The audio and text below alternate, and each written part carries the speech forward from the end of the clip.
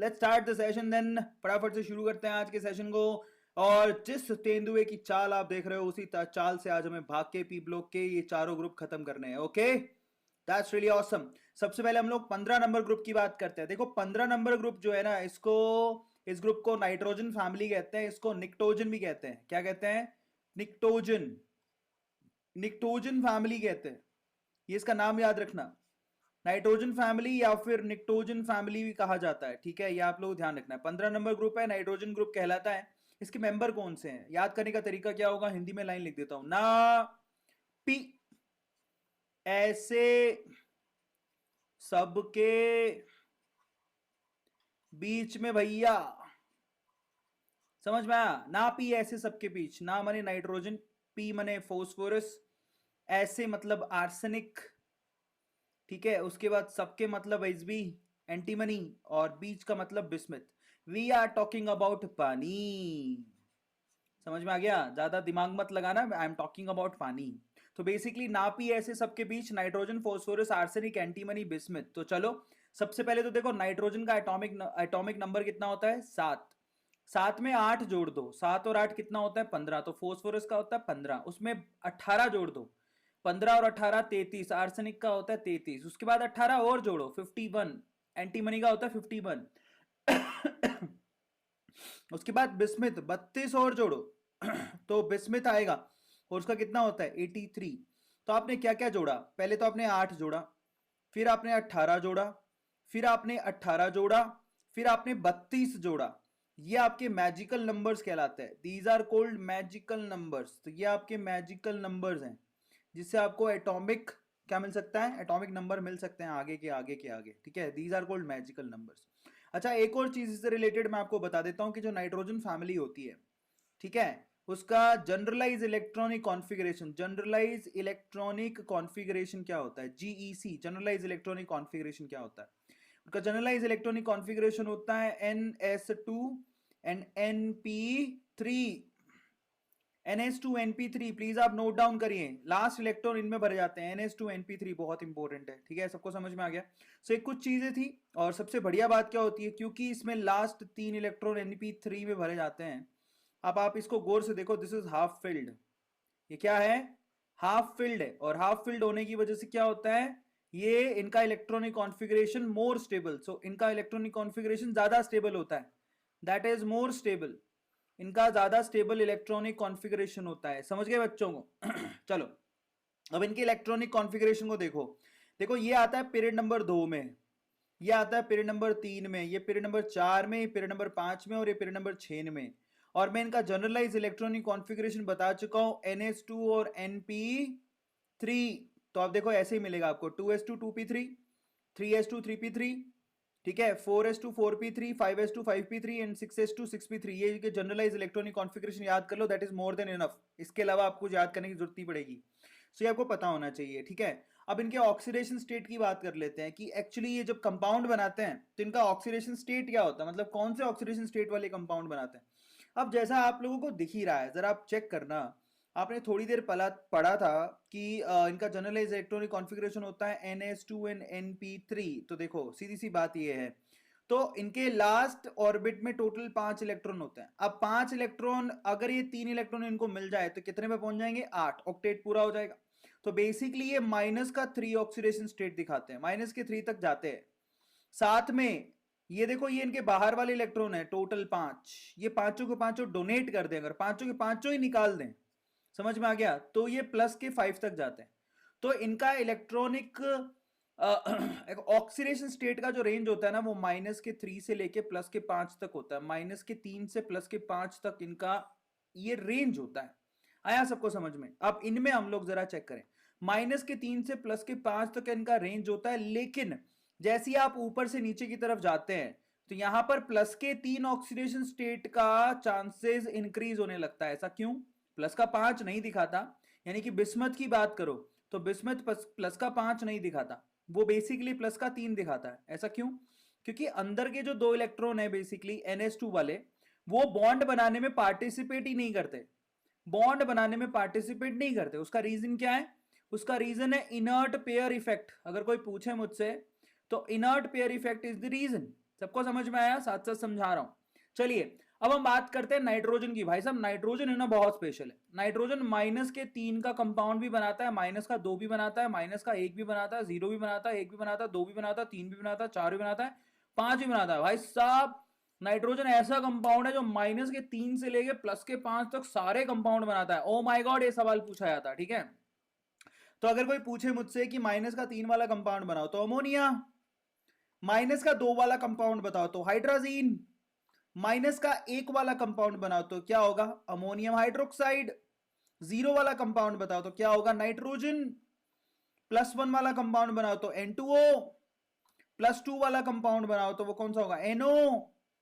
ठीक है, और +3 वाला कंपाउंड बनाओ तो वो कौन सा होगा? N2O3 जो कि ब्लू कलर का होता है। +4 वाला कंपाउंड कौन सा होता है? NO2। एंड +5 वाला कंपाउंड कौन सा होता है? HNO3 या N2O5। यहां पर HNO2 भी लिख सकते हो, HNO2। तो नाइट्रस एसिड में +3 ऑक्सीडेशन स्टेट वाला कंपाउंड होता है नाइट्रोजन का, +5 वाला नाइट्रिक एसिड के अंदर होता है। और ये इतना स्पेशल है कि ये -3, -2, -1, 0, 1, 2, 3, 4, 5 ये सारे तरह के कंपाउंड बनाता है। बहुत स्पेशल है, समझ में आया? लेकिन नाइट्रोजन के लिए आपको मैं खास बात बता देता हूं, नाइट्रोजन 4 बॉन्ड से ज्यादा नहीं बनाता। प्लीज आप नोट डाउन करो कि नाइट्रोजन की जो कोवेलेंसी होती है, कोवेलेंसी, ठीक है, नाइट्रोजन की जो कोवेलेंसी होती है वो 4 है, 4 से ज्यादा नहीं है। उसमें भी मजे की बात है, नाइट्रोजन क्या करता है, उसमें से 3 बॉन्ड तो वो बनाता है कोवेलेंट। याद रखना, नाइट्रोजन के जो 4 बॉन्ड होते हैं उसमें से 3 बॉन्ड कोवेलेंट होते हैं और 1 बॉन्ड कोऑर्डिनेट होता है। 4 बॉन्ड से ज्यादा नाइट्रोजन नहीं बनाता, जिसमें से 3 बॉन्ड बेसिकली वो कैसे बनाता है? कोवेलेंट बॉन्ड बनाता है।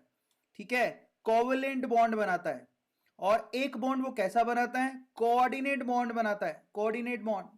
बहुत इंपॉर्टेंट है, आप लोग याद रखिएगा कि नाइट्रोजन की कोवेलेंसी 4 से ज्यादा नहीं होती, मतलब वो 4 बॉन्ड से ज्यादा नहीं बनाता, जिसमें से 3 बॉन्ड वो बनाता है कोवेलेंट और 1 बॉन्ड होता है उसका कोऑर्डिनेट। सबको समझ में आया ना? This is really very very very important, जो कि कई बच्चों को 12वीं खत्म हो जाती है फिर भी नहीं आता। ठीक है, चलिए अब हम लोग बात करते हैं यहां पर properties of hydrides. 15 number group के हाइड्राइड्स की प्रॉपर्टी बात करते हैं। सबसे पहले तो हाइड्राइड बनाओ सबके। सबसे पहले हाइड्राइड, नाइट्रोजन का हाइड्राइड क्या होगा? NH3। ठीक है, इसी तरह से फोस्फोरस का हाइड्राइड क्या होता है? PH3। आर्सेनिक का हाइड्राइड क्या होता है? ASH3। एंटीमनी का हाइड्राइड क्या होता है? SbH3। बिस्मिथ का हाइड्राइड क्या होता है? BiH3। अब यहां पर इसको अमोनिया बोलते हैं, इसको फोस्फीन बोलते हैं, और आगे के कंपाउंड के नाम तो मैं ऑलरेडी बता चुका हूं। अब इनकी प्रॉपर्टी की बात करते हैं सबसे पहले तो, कि इन हाइड्राइड की प्रॉपर्टीज क्या होती हैं। सबसे पहले अपन लुईस बेसिसिटी को चेक करते हैं कि कौन है इसमें से ज्यादा बेसिक है। तो इनमें से सबसे ज्यादा बेसिक है अमोनिया। रीजन मैं थोड़ी देर में बताता हूं, लेकिन ऑर्डर जरा चेक कर लो। ऊपर से नीचे जाने पर, when you are going from top to bottom, ऊपर से नीचे जाने पर बेसिक नेचर या बेसिसिटी घटने लगती है। सबसे ज्यादा अमोनिया बेसिक है। फिर कौन आएगा? फॉस्फीन। फिर कौन आएगा? ASH3। फिर कौन आएगा? SbH3। फिर कौन आएगा सबसे लास्ट में? BiH3। भैया ये है कहानी, इनमें से सबसे ज्यादा बेसिक है अमोनिया। अब ऐसा क्यों होता है? क्योंकि ऊपर से नीचे जाने पर, फ्रॉम टॉप टू बॉटम, ऊपर से नीचे जाने पर एटम का साइज बढ़ने लगता है। साइज बढ़ने की वजह से इनके ऊपर जो इलेक्ट्रॉन होते हैं, जो लोन पेयर होते हैं, वो इजीली अवेलेबल नहीं होते, क्योंकि साइज बहुत बड़ा है। तो बाहर से कोई आने वाली स्पीसी इनको अप्रोच नहीं कर पाती। समझ रहे हो भाई? कोई छोटा लड़का तो उससे तो रोटी खींच के भाग जाओगे, लेकिन बड़ा लड़का उससे रोटी खींच के बताओ, वो लपड़ नहीं मारेगा। आ गया समझ में? तो बिस्मिथ तो बहुत बड़ा है, उससे पंगा कौन ले, वो इतने आसानी से इलेक्ट्रॉन नहीं देगा। तो बिस्मिथ की साइज बहुत बड़ी है, तो वो कहता है भैया मैं इलेक्ट्रॉन नहीं दूंगा, क्योंकि मैं बहुत डिफ्यूज हूं, बहुत पावरफुल हूं। Why I should give the electron, भगो यहां से। तो इस केस में आपका जो अमोनिया होता है वो सबसे ज्यादा स्ट्रॉन्ग बेस होता है, क्योंकि आसानी से इलेक्ट्रॉन डोनेट कर देता है छोटे साइज की वजह से। आया समझ में? इन सब में अमोनिया स्ट्रॉन्ग है, बट वैसे अमोनिया वीक है। चलिए, तो ऊपर से नीचे जाने पर बेसिसिटी घटने लगती है। रीजन क्या है वो मैंने आपको बता दिया। हर किसी के पास एक लोन पेयर होता है, और क्योंकि साइज ऑफ एलिमेंट ऊपर से नीचे जाने पर बढ़ता है, जिसकी वजह से उनमें डिफ्यूजन ज्यादा होता है और उनकी बेसिसिटी घटने लगती है। अमोनिया सबसे ज्यादा बेसिक है इनमें। अब हम बात करेंगे हाइड्रोजन बॉन्डिंग की। सबसे प्रॉपरली आपको सबको पता है कि हाइड्रोजन बॉन्डिंग जो है फ्लोरीन बनाता है या फिर ऑक्सीजन बनाता है या फिर नाइट्रोजन बनाता है। इनके अलावा तो हाइड्रोजन बॉन्डिंग के चांसेस किसी के भी नहीं होते, घटते रहते हैं। तो हाइड्रोजन बॉन्डिंग भी सबसे ज्यादा कौन बनाएगा? अमोनिया। फिर उसके बाद तो धीरे धीरे घटता जाएगा। इनफैक्ट सब में बाकी जितने भी हैं वो हाइड्रोजन बॉन्ड बनाने की टेंडेंसी बहुत ना के बराबर होती है। No hydrogen bonding. तो यहां पर हाइड्रोजन बॉन्डिंग कौन करता है? सिर्फ नाइट्रोजन वाला कंपाउंड हाइड्राइड NH3, और कोई नहीं करता। तो ऊपर से नीचे जाने पर यहां पर हाइड्रोजन बॉन्डिंग की टेंडेंसी घटने लगती है। इनमें तो ना के बराबर होती है, ना के बराबर लिख लेना, ना के बराबर। कितना बेसुरा गा रहा हूं मैं आजकल, मेरे राग खत्म हो गए हैं। चलिए, हाइड्रोजन बॉन्डिंग हो गया। अब बात करते हैं रिड्यूसिंग प्रॉपर्टी की। Now what do you mean by reducing property? Reducing property का मतलब जो सामने वाले को रिड्यूस कर दे। आ गया समझ में? सामने वाले को रिड्यूस कर दे मतलब सामने वाले को अगर रिड्यूस करना है तो उसको क्या करना पड़ेगा? हाइड्रोजन, इसको हाइड्रोजन डोनेट करना पड़ेगा।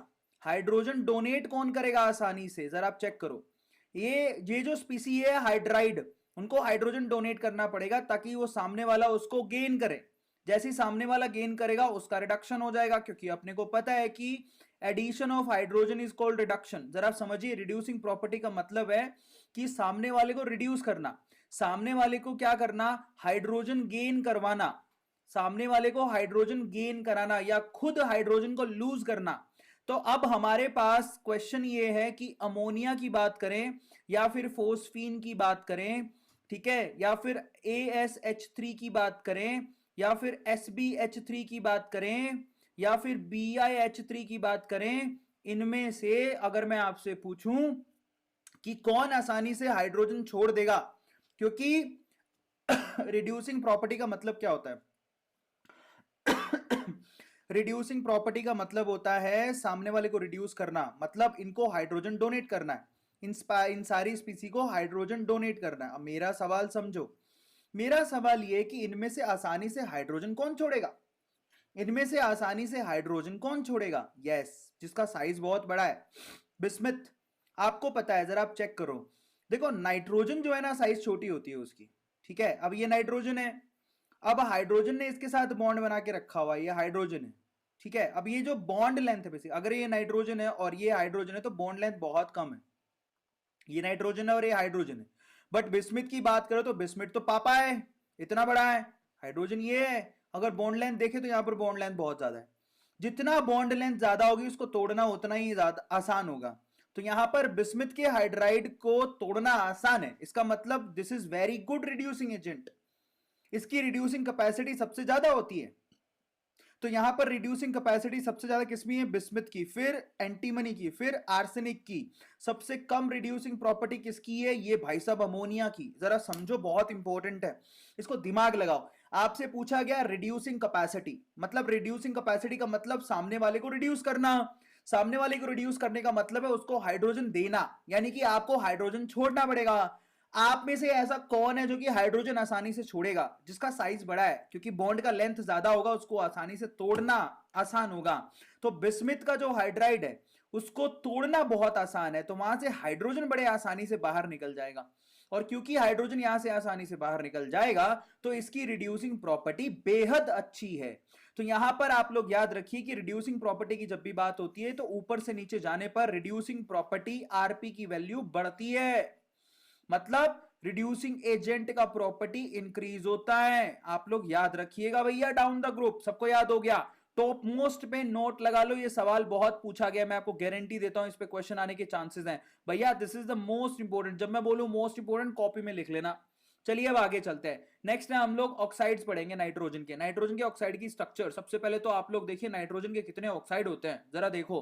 पहला है N2O, दूसरा है NO, तीसरा है N2O3, चौथा है NO2, पांचवा है N2O4, छठा है N2O5। अब मैंने आपसे कहा था कि नाइट्रोजन जो है ना बेसिकली 4 बॉन्ड से ज्यादा नहीं बनाता, लेकिन आपको कहीं कहीं ये 5 दिख रहे होंगे। आप कहेंगे सर ये तो 5 बना रखे हैं, जरा आप यहाँ पे देखो, यहाँ पर 5 है। अब आपको सर ये बेटा 5 नहीं है, एक्चुअली ये रेजोनेंस से जो पाई बॉन्ड है उनको दिखाया गया है, बट एक्चुअल स्ट्रक्चर कैसी होती है मैं आपको बताता हूं। अगर मान लो आपको यहाँ पर स्ट्रक्चर बनानी है, जैसे मान लो आपको N2O का स्ट्रक्चर बनाना है, ठीक है, तो N2O का स्ट्रक्चर कैसा बनेगा मैं आपको समझाता हूं। N2 का स्ट्रक्चर पहली बात तो लीनियर होता है, जैसा कि आपको दिखाई दे रहा है। Now this is linear. आप लोग याद रखिएगा, दिस इज लीनियर। उसमें क्या करते हैं, नाइट्रोजन क्या करता है, एक दो बॉन्ड बनाता है दूसरे नाइट्रोजन से, समझ में आ गया। और क्योंकि नाइट्रोजन 4 बॉन्ड से ज्यादा तो नहीं बना सकता, इज इट क्लियर। तो उसको समझाने का तरीका क्या है, सबसे पहले नाइट्रोजन ऑक्सीजन को सेटिस्फाई करता है और 2 बॉन्ड बनाता है, और एक बॉन्ड बना के यहां पर दूसरे नाइट्रोजन को सेटिस्फाई करने की कोशिश करता है। लेकिन समस्या यह है कि इस नाइट्रोजन का अभी भी ऑक्टेट पूरा नहीं है, तो इस केस में यहां पर वो क्या करता है, एक बॉन्ड और बनाता है, कोऑर्डिनेट बॉन्ड। तो यहां पर एक नाइट्रोजन जो है बेसिकली 4 बॉन्ड बना रहा है, जिसमें से 3 बॉन्ड उसके क्या होंगे, कोवलेंट, और एक बॉन्ड पक्का उसका कोऑर्डिनेट होगा। समझ में आ गया, ये सिंपल सीन है। अगर मान लो आपको N2O4 को डिजाइन करना है, N2O4 कैसे डिजाइन होगा, तो नाइट्रोजन क्या करता है, सबसे पहले ना एक दूसरे नाइट्रोजन को पकड़ता है, उसके साथ बॉन्ड बनाता है। अब नाइट्रोजन 3 बॉन्ड तो कोवलेंट बनाता है, कंपल्शन है, ये लो 3 बॉन्ड उसने बना दिए, 2 ऑक्सीजन के साथ बना दिए, इसने भी 2 ऑक्सीजन के साथ बना दिए, पर अभी 2 ऑक्सीजन बाकी है। तो बाकी बॉन्ड बनेगा ना बेटा, वो कोऑर्डिनेट बॉन्ड होगा, वो कभी भी कोवलेंट बॉन्ड नहीं हो सकता, ये आप लोगों को ध्यान रखना है। नाइट्रोजन टोटल 4 ही बॉन्ड बनाता है, मैं कितनी बार बताऊं उतनी बार कम है। नाइट्रोजन टोटल 4 बॉन्ड बनाता है, जिसमें से 3 बॉन्ड कोवलेंट होते हैं, 3 बॉन्ड कोवलेंट होते हैं, और एक बॉन्ड कैसा होता है, कोऑर्डिनेट होता है। आप लोग याद रखोगे, एक बॉन्ड कैसा होता है, कोऑर्डिनेट होता है। ठीक है, इस तरह से यहां पर नाइट्रोजन के ऑक्साइड की यहां पर स्ट्रक्चर दी हुई है, तो आप बड़े आसानी से इसको बना सकते हो। बस इतना दिमाग में रखो कि एक्चुअली जैसे NO2 की स्ट्रक्चर बनानी है, NO2 की स्ट्रक्चर कैसे बनाओगे, NO2 की स्ट्रक्चर में देखो नाइट्रोजन 2 बॉन्ड तो ऑक्सीजन के साथ बना लेगा। अब बचा हमारे पास दूसरा ऑक्सीजन जो यहां पर बैठा हुआ है, तो बेटा ये वाला बॉन्ड जो है ना, ये कोऑर्डिनेट बॉन्ड है, आर गेटिंग माई पॉइंट, जिससे इस ऑक्सीजन का क्या होता है, ऑक्टेट पूरा हो जाता है। और ये अभी देखो टोटल आराम से 3 बॉन्ड बना रहा है, लेकिन ये ऑड इलेक्ट्रॉन स्पीसी है, इसके पास एक इलेक्ट्रॉन बचा रह जाएगा। समझ में आया, तो हमारे पास कोई चारा नहीं है। सो इस तरह से इसको दिखाया जाता है, अपना दिमाग पूरा लगाओ। लेकिन आप लोग याद रखो कि कभी कभार हमें लुईस डॉट स्ट्रक्चर में सारी चीजें सेटिस्फाइड नहीं होती हैं। ये एक ऑड इलेक्ट्रॉन स्पीसी है, इसमें एक इलेक्ट्रॉन बचा रह जाएगा, उसमें आप कुछ भी नहीं कर सकते हो, क्योंकि ऑक्सीजन के पास 8 होते हैं, 2 ऑक्सीजन में 16 हो गए, 16 और 7 कितने हो गए, 16 और 7 23 हुए ना। ऑड इलेक्ट्रॉन स्पीसी में एक इलेक्ट्रॉन बचा रह जाएगा नाइट्रोजन के पास, तो कोई चारा नहीं है। अब हम बात करते हैं कंपाउंड्स ऑफ नाइट्रोजन की। सबसे पहले अपन अमोनिया की बात करते हैं। देखो अमोनिया का सीन कुछ ऐसा है कि अमोनिया बहुत काम आता है इंडस्ट्री में। ये क्या करता है, अमोनिया में जो नाइट्रोजन है वो 3 हाइड्रोजन के साथ सिंगल कोवलेंट बॉन्ड बना रहा है, और एक लोन पेयर उसके पास प्रेजेंट होता है। अगर मैं बोलूं कि नाइट्रोजन का यहां पर हाइब्रिडेशन क्या है, तो वो होगा sp3। अगर मैं स्ट्रक्चर पूछूं तो अमोनिया का जो स्ट्रक्चर होता है बेसिकली वो होता है पिरामिडल, ट्राइगोनल पिरामिडल स्ट्रक्चर होता है, पिरामिडल स्ट्रक्चर है, यस। पिरामिडल स्ट्रक्चर यहां पर नजर आएगा sp3 हाइब्रिडेशन के बाद भी। क्यों, क्योंकि बेटा शेप ऐसी होती है जिसमें लोन पेयर को काउंट नहीं करते, तो इस हिसाब से तो आपको ये कुछ ऐसा पिरामिड के जैसा दिखेगा, ऐसा पिरामिड के जैसा, ट्राइगोनल पिरामिडल इसकी स्ट्रक्चर होती है। बहुत बार सवाल पूछा जाता है। अब कहता है भैया अमोनिया को बनाएंगे कैसे, तो बड़ा सिंपल है। देखो अमोनिया को बनाने के लिए आपको यूरिया लेना पड़ेगा। यूरिया पहला ऑर्गेनिक कंपाउंड, पहला सिंथेटिक ऑर्गेनिक कंपाउंड यूरिया। जब आप यूरिया को पानी में डाल दोगे तो ये अमोनियम कार्बोनेट देगा आपको, क्या देगा, अमोनियम कार्बोनेट देगा। अब अमोनियम कार्बोनेट को जब आप हीट करते हो तो उससे आप लोगों को यहां से अमोनिया गैस प्लस पानी और प्लस CO2 गैस बाहर निकल जाती है। Now this is really very very very interesting, note down कर लीजिए कि भैया अमोनिया आपको कैसे मिलती है। यूरिया के थ्रू आप पानी से, यूरिया को पानी में डालने के बाद अमोनियम कार्बोनेट मिलता है, उसको हीट करने के बाद आपको अमोनिया गैस मिलती है। अगर आप NH4Cl को हीट कर दोगे तो अमोनिया बाहर निकल जाएगी और HCl, ये तो बहुत ही कॉमन है यार। NH4Cl में क्या होगा, एक हाइड्रोजन एक Cl को लेके HCl बाहर निकाल देगा और अमोनिया। अगर मैं बात करूं यहां पर NH4OH की, अमोनिया और पानी बाहर निकलेगा, क्योंकि OH ये देगा और H ये देगा। कितना आसान है, बच्चों के जैसा खेल है। अब एक और तरीका होता है लार्ज स्केल में अगर अमोनिया बनानी है, तो वो प्रोसेस का नाम होता है हैबर्स प्रोसेस। ये तो आप बचपन से पढ़ते आए हो, हैबर्स प्रोसेस लार्ज स्केल पर अमोनिया बनाने का तरीका है, जिसमें नाइट्रोजन गैस लेते हो, हाइड्रोजन गैस लेते हो 1:3 में। ये सवाल भी बहुत बार पूछा जाता है। 1:3 में नाइट्रोजन 2 हाइड्रोजन गैसेस को लिया जाता है, अमोनिया उससे बनाया जाता है, बट इसके अंदर आप लोगों को यूज करना पड़ता है एक कैटलिस्ट, जैसे कि आयरन मोलिब्डेनम, इनको यूज करना पड़ता है। ठीक है, और इस प्रोसेस को हम लोग हैबर्स प्रोसेस कहते हैं, जिससे फ्रीक्वेंटली अमोनिया बनाई जाती है।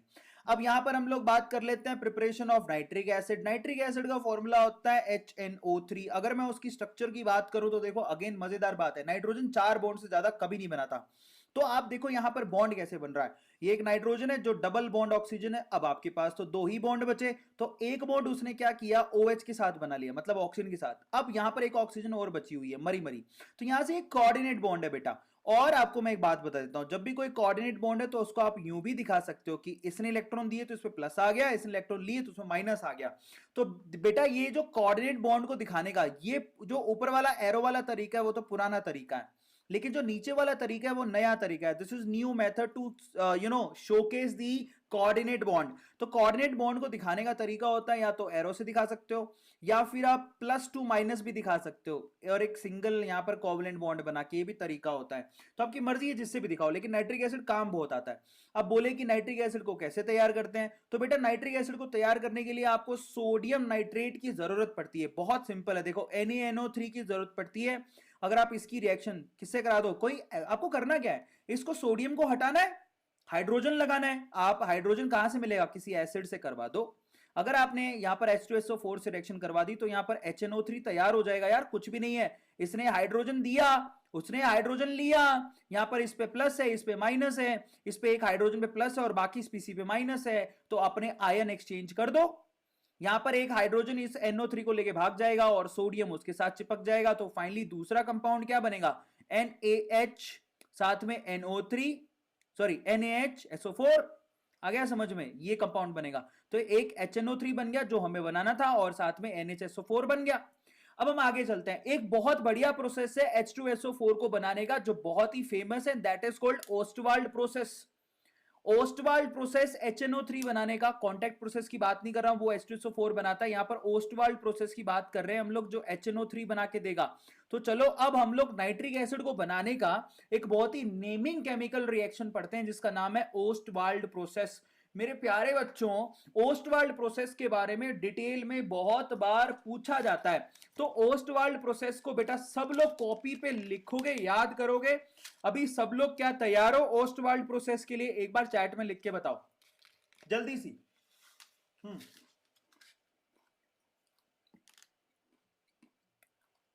तैयार हो?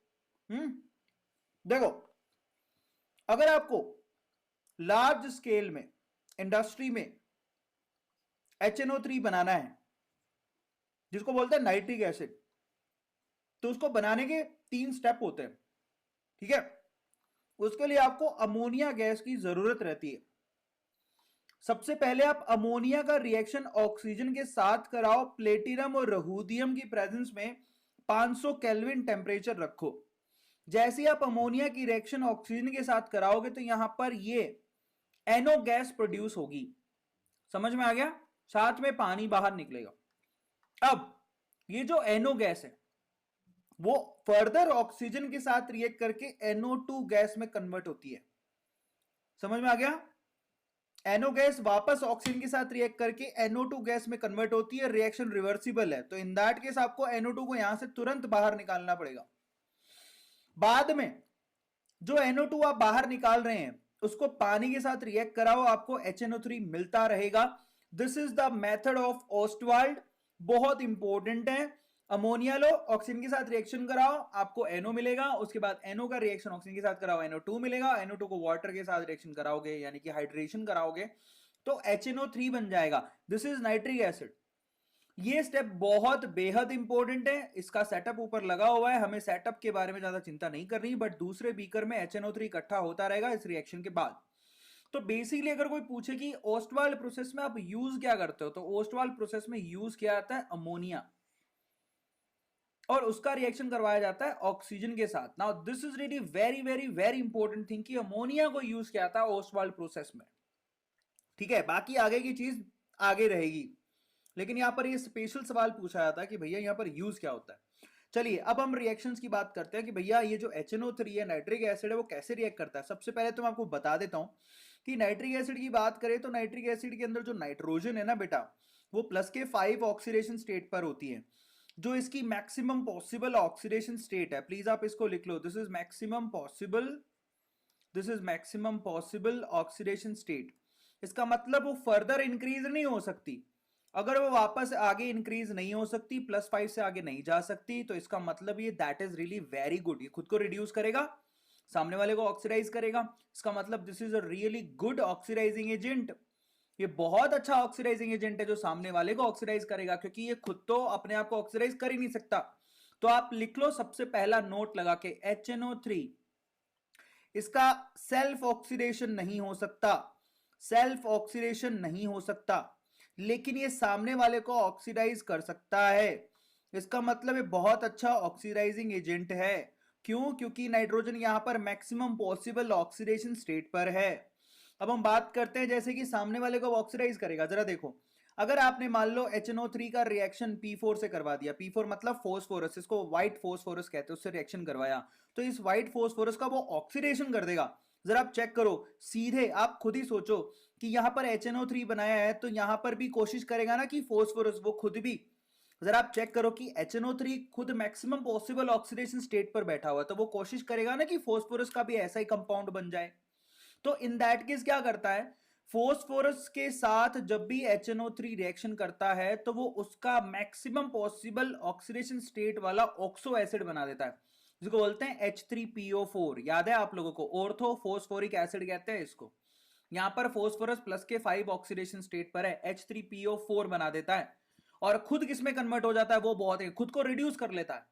ये प्लस के 5 से खुद कहां चला जाता है, प्लस के 4 पर, यानी कि NO2 गैस बाहर निकालता है। Now this is really very very very interesting.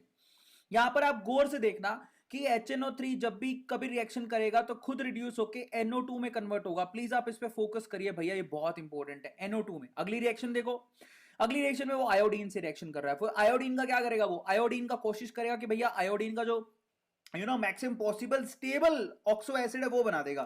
तो आपको पता होना चाहिए कि आयोडीन का maximum possible stable oxidation oxo acid है HIO3 बेटा, ये ध्यान रखना। प्लस का 5 वाला इसका स्टेबल होता है, प्लस का 7 वाला नहीं। क्यों? क्योंकि आयोडीन सबसे नीचे आता है, इनर्ट पेयर इफेक्ट लगता है, इनर्ट पेयर इफेक्ट की वजह से ये +7 वाले कंपाउंड जनरली नहीं बनाता। ये पता होना चाहिए, बहुत कम बच्चों को पता है ये। तो बेसिकली आयोडीन यहां पर प्लस का 5 वाला अपना स्टेबल कंपाउंड बनाता है। और अगेन आप देखो कि HNO3 खुद किस में कन्वर्ट हुआ है, वो खुद NO2 के अंदर कन्वर्ट हुआ है, वो खुद NO2 गैस बना रहा है। तो एक चीज गांठ बांध लो कि HNO3 जब सामने वाले का सामने वाले की ऑक्सीडेशन करेगा तो खुद रिड्यूस होकर NO2 में कन्वर्ट होता है जनरली। आया समझ में? और रिएक्शन देखो, मान लो कार्बन के साथ रिएक्शन करवा दी, तो देखो बेटा कार्बन वो किसी के साथ भी रिएक्ट कर रहा है, उसका ऑक्सो एसिड बना के दे रहा है। तो यहां पर कार्बन के साथ रिएक्ट भी करेगा। अगर मान लो कार्बन के साथ आपने HNO3 को रिएक्शन करवा दी, तो ये कार्बन का ऑक्सो एसिड बना के दे देगा। कार्बन का ऑक्सो एसिड क्या होता है, H2CO3, याद है? तो बेसिकली H2CO3 इतना स्टेबल नहीं होता, तो वो H2O + CO2 में कन्वर्ट हो जाता है, वो अलग बात है। समझ में आ गया? बट ये उसका ऑक्सो एसिड बना के देता है, बोलता है गिफ्ट है मेरी तरफ से, ले ले मेरे प्यारे बच्चे, तू रख ले। लेकिन खुद किस में कन्वर्ट हो जाएगा, खुद NO2 गैस बना लेगा। तो देखो खुद NO2 गैस बना रहा है मेरा होशियार, लेकिन ये ऑक्सो एसिड बना के दे रहा है। इसके कॉम्बिनेशन से आप H2CO3 बना सकते हो, कार्बोनिक एसिड कहते हैं इसको। आ जाओ सल्फर के साथ रिएक्शन करवाओ। सल्फर के साथ अगर आप रिएक्शन कराओगे तो आपको भी पता है सल्फर का सबसे बड़ा ऑक्सो एसिड कौन है, H2SO4। तो देखो बना के दे रहा है, लेकिन खुद किस में कन्वर्ट हो रहा है, खुद ये NO2 के अंदर कन्वर्ट हो रहा है। Now this is really very interesting. तो बेसिकली हो क्या रहा है, आप गौर से देखना कि HNO3 ने कुछ नहीं किया, जिससे भी आपने इसकी रिएक्शन करवाई उसने सामने वाले का स्टेबल ऑक्सो एसिड बना के दे दिया, खुद NO2 में कन्वर्ट हुआ। That's it, that is the trick, that is the trick, यही ट्रिक है। तो ट्रिक पकड़ा करो, केमिकल रिएक्शन तब याद होती है, ऐसे फर्जीवाड़े में याद नहीं होती है। तो मतलब ये है कि HNO3 जब भी किसी यू नो एटॉमिक मॉलिक्यूल से रिएक्ट करेगा, जैसे कि कार्बन हो गया, सल्फर हो गया, फोस्फोरस हो गया, आयोडीन हो गया, तो देखो ये क्या कर रहा है, ये किसी से भी रिएक्ट करेगा। ये कार्बन से रिएक्शन कराओ इसकी, सल्फर से रिएक्शन कराओ इसकी, ठीक है, फोस्फोरस से रिएक्शन कराओ इसकी, आयोडीन से रिएक्शन कराओ इसकी। याद करने का तरीका बताता हूं, देखो यहां पर लिख दिया चारों रिएक्शन। ये खुद तो क्या बनाएगा, ये खुद तो 1.5 शाना है, NO2 बनाएगा, इसके अलावा तो कुछ नहीं बनेगा। ये खुद 1.5 शाना है, NO2 में कन्वर्ट होगा, खुद एक ही चीज बना रहा है। लेकिन कार्बन के केस में क्या बना के देगा, कार्बन को वो उसका ऑक्सो एसिड बना के दे देगा, H2CO3। अच्छा सल्फर के केस में क्या बना देगा, H2SO4। अच्छा फोस्फोरस के केस में क्या बना के देगा, H3PO4। क्या ये हार्ड है, क्या इसके लिए लाल चड्डी पहननी पड़ेगी तुम लोगों को, बताओ मुझे। क्या आयोडीन के केस में क्या बना देगा, HiO3। यही इसका स्टेबल है इनर्ट पेयर इफेक्ट की वजह से। अब यह आप लोग मुझे बताओ, क्या ये 4 केमिकल रिएक्शन याद करने के लिए आपको लाल चड्डी पहननी पड़ेगी? क्या आपको लगता है? बताओ मुझे, क्या आप लोगों को नीली पैंट पे लाल चड्डी पहनोगे और मम्मी की लाल चुनरी लोगे और उसको लहराते हुए बोलोगे मैं शक्तिमान हूं, तब याद होगा? क्या उससे पहले याद कर लोगे तुम लोग? बताओ मुझे। झंडू बाम झंडू हम, 4 रिएक्शन याद हो गई? हाँ, तो ये लड़की भी कह रही है point to be noted sir. इसने लाल चड्डी नहीं, इसने लाल कोट पहन रखा है। चलो अब आगे चलते हैं, नेक्स्ट। तो फाइनली गाइस अब हम प्रोसीड करते हैं आगे की तरफ। सो अब चलते हैं आगे। अब देखो एलोट्रॉप पढ़ेंगे फोस्फोरस के, दैट इज रियली ऑसम। देखो फोस्फोरस के 3 एलोट्रॉप जनरली हमको पढ़ाए जाते हैं। एक तो होता है व्हाइट, दूसरा होता है ब्लैक, तीसरा होता है रेड। अगर मैं पूछूं इसमें से सबसे ज्यादा स्टेबल कौन है, तो सबसे ज्यादा स्टेबल ब्लैक है। This is the most stable, क्योंकि वो काला हुआ ही क्यों है? अरे बहुत ज्यादा टेम्परेचर दिए हो तुम, बहुत ज्यादा टेम्परेचर दिए हो, तब जाके ये व्हाइट से रेड से ब्लैक हो गया, इतना काला हो गया कि अब वो स्टेबल है। अगर कोई पूछे सबसे ज्यादा स्टेबल एलोट्रॉप है तो वो ब्लैक है। सबको समझ में आ गया? सबसे ज्यादा रिएक्टिव कौन है, तो ये होता है white. White the most reactive, ठीक है, ये सबसे ज्यादा रिएक्टिव होता है। सबसे ज्यादा लीस्ट रिएक्टिव कौन है, तो वो ब्लैक वाला है, और ये रेड वाला बीच का है। सबको समझ में आया? अब हम चलते हैं। देखो जो व्हाइट फोस्फोरस होता है ना, उसकी स्ट्रक्चर कुछ यूं होती है, इसमें इतने ज्यादा स्ट्रेन होता है, हालांकि होने को तो 4 फोस्फोरस है। यहां पर इसकी टेट्राहेड्रल स्ट्रक्चर होनी चाहिए थी, sp3 हाइब्रिडेशन है, लेकिन एक्चुअली इसकी स्ट्रक्चर ऐसी है जिसमें ना एंगल से स्ट्रेन बहुत ज्यादा है। स्ट्रेन का मतलब जकड़न बहुत ज्यादा है, जिसकी वजह से ये इतना रिएक्टिव है कि बहुत जल्दी रिएक्ट करता है बॉन्ड को तोड़ने के लिए। So this is highly reactive, highly strainable, highly strained, highly reactive. अगर कोई पूछे सबसे ज्यादा रिएक्टिव कौन है तो P4। सबसे ज्यादा स्टेबल कौन है, तो ब्लैक वाला। अच्छा रेड वाला कैसा होता है? रेड वाला क्या करता है, पॉलीमर टाइप की स्ट्रक्चर बनाता है, लंबी। आया है समझ में? इसमें तो क्या था, आपस में ये पी आपस में जुड़े होते हैं, बॉन्ड रह गया, ये पी आपस में जुड़े होते हैं। लेकिन रेड फोस्फोरस में क्या होता है, ये अंदर वाले जो पी थे वो दूसरों के साथ बॉन्ड बनाते हुए एक लंबी पॉलीमर चैन बनाते हैं। तो यहां पर ये लंबी पॉलीमरिक चैन होती है, इसमें इतना स्ट्रेन नहीं होता, बट लेस रिएक्टिव होते हैं, आपको ध्यान रखना है। अब कोई पूछे कि भैया व्हाइट और रेड में क्या फर्क है ना, what is the difference between white and red, तो पहला तो रंग का फर्क है। जो व्हाइट वाला है वो व्हाइट कलर का होता है, जो रेड वाला है वो रेड कलर का होता है। लेकिन ये तो बड़ी बात नहीं है। तो बड़ी बात क्या है? बड़ी बात है पहला नंबर पॉइंट, ये व्हाइट वाला इंसोल्यूबल होता है पानी के अंदर, पानी के अंदर नहीं घुलता है। समझ में आ गया? बट ये सॉल्युबल होता है CH2 में, CH2 में घुलता है। रेड वाला दोनों में ही इनसॉल्युबल है। तो जरा आप चेक करो, पहला पॉइंट बड़ा इंपॉर्टेंट है कि व्हाइट वाला और रेड वाला दोनों का दोनों इनसॉल्युबल है, पानी के अंदर नहीं घुलेगा। लेकिन व्हाइट वाला एक्चुअली कार्बन डाइसल्फाइड में घुल जाता है। Are you getting my point? दूसरा वाला पॉइंट की तरफ चलता है। दूसरा वाला पॉइंट ये है मेरे प्यारे बच्चों की व्हाइट वाला एक्चुअली बहुत ज्यादा स्ट्रेन, स्ट्रेन का मतलब समझते हो, जकड़न। तो इतना ज्यादा जकड़न की वजह से, क्योंकि एंगल बहुत कम होता है, एक्चुअल एंगल होना चाहिए था 108 डिग्री और 109 डिग्री 28 मिनट का एंगल होना चाहिए था, बट एक्चुअली नहीं होता, वो कोई 60 डिग्री के करीब एंगल होता है। वो स्ट्रेन इतनी ज्यादा होती है, उसकी वजह से वो रिएक्टिव ज्यादा होता है, जकड़न ज्यादा होने की वजह से। जबकि रेड वाले में इतनी जकड़न नहीं होती, वो इतना रिएक्टिव नहीं होता। अब मजे की बात पर आते हैं। मजे की बात यह है कि अगर आपने व्हाइट फोस्फोरस को बेसिक मीडियम से रिएक्शन कराया तो वो फॉस्फीन गैस को बाहर निकालेगी, PH3 बनाने का तरीका होता है ना। This is really very very very important. या गौर से चेक करो, ये डिस्प्रपोर्शनेशन रिएक्शन है। ये जो फॉस्फीन होता है ना, वो बेसिक मीडियम से रिएक्ट करके, यानी कि OH माइनस भी लिखा हो, ये रेडॉक्स रिएक्शन कहलाती है। ये क्या कराता है, ये फोस्फीन बनाता है और साथ में H2PO2 माइनस, ये 2 कंपाउंड बनाता है। ये डिस्प्रपोर्शनेशन रिएक्शन है। क्यों? क्योंकि यहाँ पर फोस्फोर 0 पर है, 0 से यहाँ माइनस के 3 पर जाता है और ये प्लस के 1 पर जाता है। तो 0 से प्लस के 1 पर जाना का क्या मतलब है, ऑक्सीडेशन हो गया, और 0 से माइनस के 3 पर जाने का क्या मतलब है, रिडक्शन हो गया। सो this is a disproportionation reaction. तो ये वाली रिएक्शन जो दिख रही है, that is a disproportionation reaction, ठीक है। बट अगर रेड फोस्फोरस को आपने बेसिक मीडियम में डाल दिया तो ऐसा कुछ नहीं होता। वो क्या करता है, H4P2O6, ये एक ऑक्सो एसिड बना के वो दे देता है। तो H4P2O6 टाइप का ऑक्सो एसिड आप लोगों को बना के वो दे देता है, ठीक है। तो ये कुछ डिफरेंसेस है। Now will talk about the reactions of phosphorus. Phosphorus की रिएक्शन कैसी होती है? सबसे पहले तो आप जरा चेक करो, अगर आपने फोस्फोरस, व्हाइट फोस्फोरस की बात हो रही है, वो काफी रिएक्टिव है। अगर आपने उसको बेसिक मीडियम में डाल दिया तो वो आप लोगों को फॉस्फिन गैस बना के देगा, जो कि रोटन फिश की तरह की ऑर्डर होती है, बहुत ही बदबूदार ऑर्डर होती है। अगर आपने फोस्फोरस का रिएक्शन सल्फर के साथ करवा दिया तो आपको एक कंपाउंड बना के देगा जिसको फोस्फोसल्फाइड कहते हैं, और एक्चुअली ये मैच स्टिक में काम आता है। आपने माचिस की तिल्लियां देखी हैं, उसके ऊपर जो रोगन होता है बेसिकली वो इसी का बना होता है, ठीक है, P4S3 का, P4S3 का बना होता है।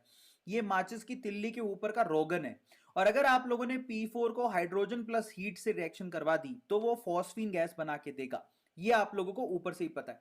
अगर आप लोगों ने P4 की रिएक्शन SO2Cl2 के साथ करवा के दे दी, SO2Cl2, ठीक है, तो इससे वो क्या करेगा, इससे वो, उसको दिखता है यहां पर क्लोरीन जो कि एक्सिस में दिखाई दे रहा है उसको, उससे वो क्या करेगा, यहां पर PCl5 बनाएगा सबसे पहले। और PCl5 को अगर आप पानी में डाल दोगे तो यहां पर दो हाइड्रोजन इसके दो क्लोरीन को ले जाएंगे और HCl बनाएंगे और एक ऑक्सीजन के साथ जुड़ के POCl3 बना के देगा। ये रिएक्शन बड़ी आसान होती है अगर आप PCl5 की रिएक्शन पानी के साथ करवा दो, ठीक है, तो इन दैट केस ये दो हाइड्रोजन दो क्लोरीन ले जाएंगे और एक ऑक्सीजन जो POCl3 बना के देगा, ठीक है।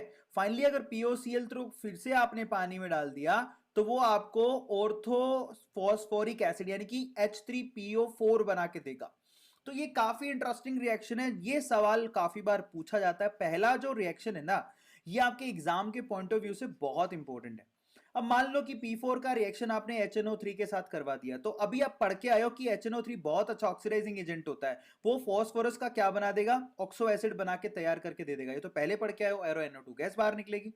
अगर P4 का रिएक्शन H2SO4 के साथ करवा दिया तो ये भी यही करेगा, जो HNO3 ने किया ये भी यही करेगा, ये भी उसका ऑक्सो एसिड बना के दे देगा H3PO4 और खुद SO2 गैस बाहर निकालेगा। तो मजे की बात देखो, अगर आप लोगों ने नाइट्रिक एसिड से रिएक्शन कराया तो NO2 बाहर निकलेगी, सल्फ्यूरिक एसिड से कराया तो SO2 गैस बाहर निकलेगी। ये कितना आसान है। अगर आप लोग ना वाकई में अगर इनऑर्गेनिक केमिस्ट्री को याद करना चाहते हो तो तरीका क्या है, आप मेथड पकड़ो कि कौन कैसे रिएक्शन कर रहा है। HNO3 और H2SO4 में फर्क क्या है, बट देखो HNO3 और H2SO4 में फर्क ये है कि HNO3 बेसिकली नाइट्रोजन का हाईएस्ट पॉसिबल ऑक्सो एसिड है, सल्फर का highest possible oxo acid H2SO4 है। तो ये बेसिकली फॉस्फोरस का हाईएस्ट पॉसिबल ऑक्सो एसिड बना के दे रहा है, ये NO2 गैस बाहर निकाल रहा है तो ये SO2 गैस बाहर निकाल रहा है। क्या फर्क है, समझ में आया। इसके अलावा अगर आपने व्हाइट फॉस्फोरस को लिमिटेड ऑक्सीजन से रिएक्शन करवाई तो वो P2O3 बना के देगा, और P2O3 बेटा अकेला नहीं रह सकता, तो वो डाइमराइज फॉर्म में P4O6 हो जाता है, दो जुड़ जाते हैं आपस में। फिर अगर आपने P4O6 को पानी में डाला तो आप लोगों को फॉस्फोरस एसिड बना के देगा H3PO3। बट अगर आपने मान लो कि फॉस्फोरस की रिएक्शन एक्सिस ऑफ ऑक्सीजन के साथ करा दी, खूब घनी ऑक्सीजन, मजा ही मजा, तो in that case axis of oxygen में वो और ऊपर बढ़ेगा, P2O5 बनाएगा, डायमराइज फॉर्म में वो P4O10 बनाता है, पानी के साथ रिएक्शन करने के बाद हायर लेवल का ऑक्सो एसिड बनाता है जिसको H3PO4 बोलते हैं। तो फॉस्फोरस एसिड तो ऊपर बनता है लिमिटेड ऑक्सीजन में, phosphoric acid non limited axis oxygen में बनाया जाता है, H3PO4 बोलते हैं। सबको समझ में आया। तो ये तरीका होता है। बट अगर आपने व्हाइट फॉस्फोरस को हीट किया तो वो अनस्टेबल कंपाउंड P2 में कन्वर्ट हो जाएगा जो कि इतना स्टेबल नहीं होता, ठीक है। अब हम चलते हैं आगे। अगर मान लो रिएक्शन ऑफ PCl5 की पढ़ते हैं, PCl5 को अगर आपने हीट किया तो वो PCl3 और Cl2 में कन्वर्ट हो जाएगा, मतलब क्लोरीन गैस यहां से बाहर निकल जाएगी। अगर आपने PCl5 को पानी में डाला तो अभी थोड़ी देर पहले पढ़ के आओ तो कि वो पानी में डालने के बाद POCl3 बना के देगा, अगर आपने और वाटर में डाला तो वो ऑर्थोफॉस्फोरिक एसिड बना के देगा। अभी थोड़ी देर पहले ही पढ़ के आए हो, ये रिएक्शन मैंने अभी थोड़ी देर पहले ही पढ़ाई थी तुम्हें, है ना। अब हम बात करते हैं इसकी स्ट्रक्चर की। तो बेटा इसकी स्ट्रक्चर होती है ट्राइगोनल बाई पिरामिडल। अगर कोई पूछे कि PCl5 का स्ट्रक्चर क्या होता है तो दैट इज ट्राइगोनल, ठीक है, लिख लो इसको, trigonal bi pyramidal is the structure. अब ट्राइगोनल बाइपिरामिडल स्ट्रक्चर में क्या होता है, ये जो बॉन्ड आपको दिखाई दे रहे हैं जो ट्राइंगल के अंदर हैं उनको हम लोग बोलते हैं इक्वेटोरियल बॉन्ड, और जो ऊपर दिखाई दे रहे हैं पिरामिड बनाने के लिए वो होते हैं एक्सियल बॉन्ड। और हमेशा एक्सियल बॉन्ड जो होते हैं इक्वेटोरियल बॉन्ड से बड़े होते हैं, ये आप लोग ध्यान रखना, मतलब बॉन्ड लेंथ भी सेम नहीं है PCl5 में। अब अपन आते हैं oxo acids of phosphorus. Phosphorus के ऑक्सो एसिड्स पढ़ते हैं। देखो भैया ऐसा है कि फॉस्फोरस H3PO2, H3PO3 और न जाने कितने H3PO4, और यहां पर फिर बाकी और बहुत सारे हैं। देखो यहां पर H4P2O5, H4P2O6, H4P2O7 और यहां पर HPO3N, N मतलब पॉलीमरिक फॉर्म में। भाई साहब इतने सारे वो ऑक्सो एसिड बनाता है। अब पहले तो इनके नाम याद होने चाहिए, सबसे इंपॉर्टेंट चीज है भैया इनका नाम। अगर आपको नाम नहीं याद तो समझो आपका कुछ काम नहीं होगा। तो देखो यहां पर H3PO2 को बोला जाता है, जरा आप चेक करो, हाइपोफॉस्फोरस एसिड। हाइपो, हाइपो का मतलब कमी, उसमें ऑक्सीजन की और कमी है। जो फॉस्फोरस एसिड है उससे भी एक ऑक्सीजन कम है, H3PO3 होता है फॉस्फोरस एसिड, उसमें हाइपो लगा दिया मतलब एक और ऑक्सीजन की कमी होगी, H3PO2 बोलते हैं। यहां पर फॉस्फोरस +1 ऑक्सीडेशन स्टेट पर होता है, ऑक्सीडेशन स्टेट आपको निकालनी आती होगी। अब हम बात करते हैं यहां पर H3PO3, इसको बोलते हैं ऑर्थो फॉस्फोरस एसिड या फिर फॉस्फोरस एसिड। समझ में आ गया। एक होता है आपके पास H4P2O5, इसको बोलते हैं पायरोफॉस्फोरस एसिड। भैया बहुत इंपॉर्टेंट है, पायरो, पायरोफॉस्फोरस एसिड का फॉर्मूला होता है H4P2O5। फिर आता है हाइपोफॉस्फोरिक एसिड जिसका फॉर्मूला होता है H4P2O6। फिर होता है ऑर्थोफॉस्फोरिक एसिड जिसको ये सबको पता है H3PO3। फिर होता है पायरोफॉस्फोरिक एसिड H4P2O7। एक होता है मेटाफॉस्फोरिक एसिड जिसको बोलते हैं HPO3N। अब बेटा ये लिस्ट अगर आपको नाम याद नहीं है तो फिर आप गए, फिर कुछ नहीं हो सकता। तो मेरी रिक्वेस्ट है कि आप इस लिस्ट को याद करो, क्योंकि इस लिस्ट से डायरेक्ट क्वेश्चन आते हैं। ये लिस्ट आप लोगों को डायरेक्ट क्वेश्चन देगी, स्पेशली आप लोगों को नाम और फॉर्मूला पता होना चाहिए, क्योंकि नाम के हिसाब से सवाल पूछा जाएगा। ये इनकी स्ट्रक्चर्स हैं, स्ट्रक्चर इतनी इंपॉर्टेंट नहीं है, बट फिर भी अगर आप यहां पर स्ट्रक्चर मुझसे बनवाना चाहो तो आपके लिए स्पेशल स्ट्रक्चर होती है। एक तो H3PO2 की, एक होती है H3PO3 की, और एक होती है H3PO4 की। मैं तीनों स्ट्रक्चर आपको बना के दिखा देता हूं, ठीक है। H3PO4, तो देखो H3PO2, देखो फॉस्फोरस टू ऑक्सो एसिड है तो एक डबल बॉन्ड तो होएगा ही। अब एक ऑक्सीजन और है H3PO2 के अंदर, और उसको एक हाइड्रोजन से जोड़ दो, बाकी दोनों हाइड्रोजन डायरेक्टली जुड़े होंगे। This is the structure of H3PO2। अगर मैं H3PO3 की स्ट्रक्चर बनाऊं तो फॉस्फोरस टू ऑक्सीजन एक डबल बॉन्ड तो हो गई। अब बाकी दो ऑक्सीजन और बचे हुए हैं तो वो एक्चुअली OH की फॉर्म में यहां पर इसके साथ जुड़े होते हैं, और एक हाइड्रोजन डायरेक्टली जुड़ा होता है। एक होता है H3PO4, वहां पर phosphorus to oxygen double bond है। फिर बची 3 ऑक्सीजन, ठीक है। वो 3 ऑक्सीजन बेसिकली यहां पर OH बॉन्ड बना के जुड़ी हुई होती है। सो ये इनका क्या होता है, ये इनका स्ट्रक्चर होता है। अब अगर कोई पूछे कि ये कितने कितने हाइड्रोजन दे सकते हैं तो मैं आपको बताता हूं, ये एक ही हाइड्रोजन देगा, तो इसकी बेसिसिटी सिर्फ एक है। समझ में आया। ये 2 हाइड्रोजन देंगे, ये देखो, ये एक, ये दो हाइड्रोजन दे सकती है, तो इसकी बेसिसिटी 2 हो गई। और इसकी बात करें तो ये 3 हाइड्रोजन दे सकता है, क्योंकि ऑक्सीजन से जुड़ा हुआ हाइड्रोजन अलग करना आसान है, तो इसकी 3 बेसिसिटी होती है। अब याद होना चाहिए, बाकी स्ट्रक्चर्स आप याद करो नहीं करो कोई फर्क नहीं पड़ता, बट वो याद होना चाहिए। बट एक आप याद कर लेना, पायरोफॉस्फोरिक एसिड के ऊपर एक बार सवाल पूछा गया है। बनाना बहुत आसान है, अगर आप वाकई में मेहनत किए हो तो ये चीजें आसान है। अब 16 नंबर ग्रुप की तरफ चलते हैं। 16 नंबर ग्रुप है हमारे पास चैल्कोजन ग्रुप, जिसको बोलते हैं भैया oxygen, sulphur, selenium, tellurium, polonium. तो ये 4-5 आपके पास मेंबर है, और इसके लिए आपको वर्ड दिया जाता है ओ स्टाइल से टीपो। समझ में आया। अब हम चलते हैं आगे, फटाफट से खत्म करते हैं। सबसे पहले ऑक्सीजन का एटॉमिक नंबर 8 होता है, तो सल्फर का 16 होता है, कितना जोड़ा आपने 8। सेलेनियम का 34 होता है, तो कितना जोड़ा आपने 18। टेलुरियम का 52 होता है, तो कितना जोड़ा आपने 18। और फिर आपका पोलोनियम आता है, उसके लिए 32। तो आपका जो मैजिकल नंबर अभी भी उतना ही है, 8, 18, 18 और 32, that is the magical number. अब इनके इलेक्ट्रॉनिक कॉन्फ़िगरेशन को देखो, इनका जनरलाइज इलेक्ट्रॉनिक कॉन्फ़िगरेशन होता है NH2 NP4, ठीक है। तो लास्ट इलेक्ट्रॉन आपको ऐसे ही दिखेंगे, देखो ये 2 4, 2s2 2p4 3s2 3p4 4s2 4p4 5s2 5p4 6s2 6p4, ऐसे ही दिखेगा आपको, ठीक है।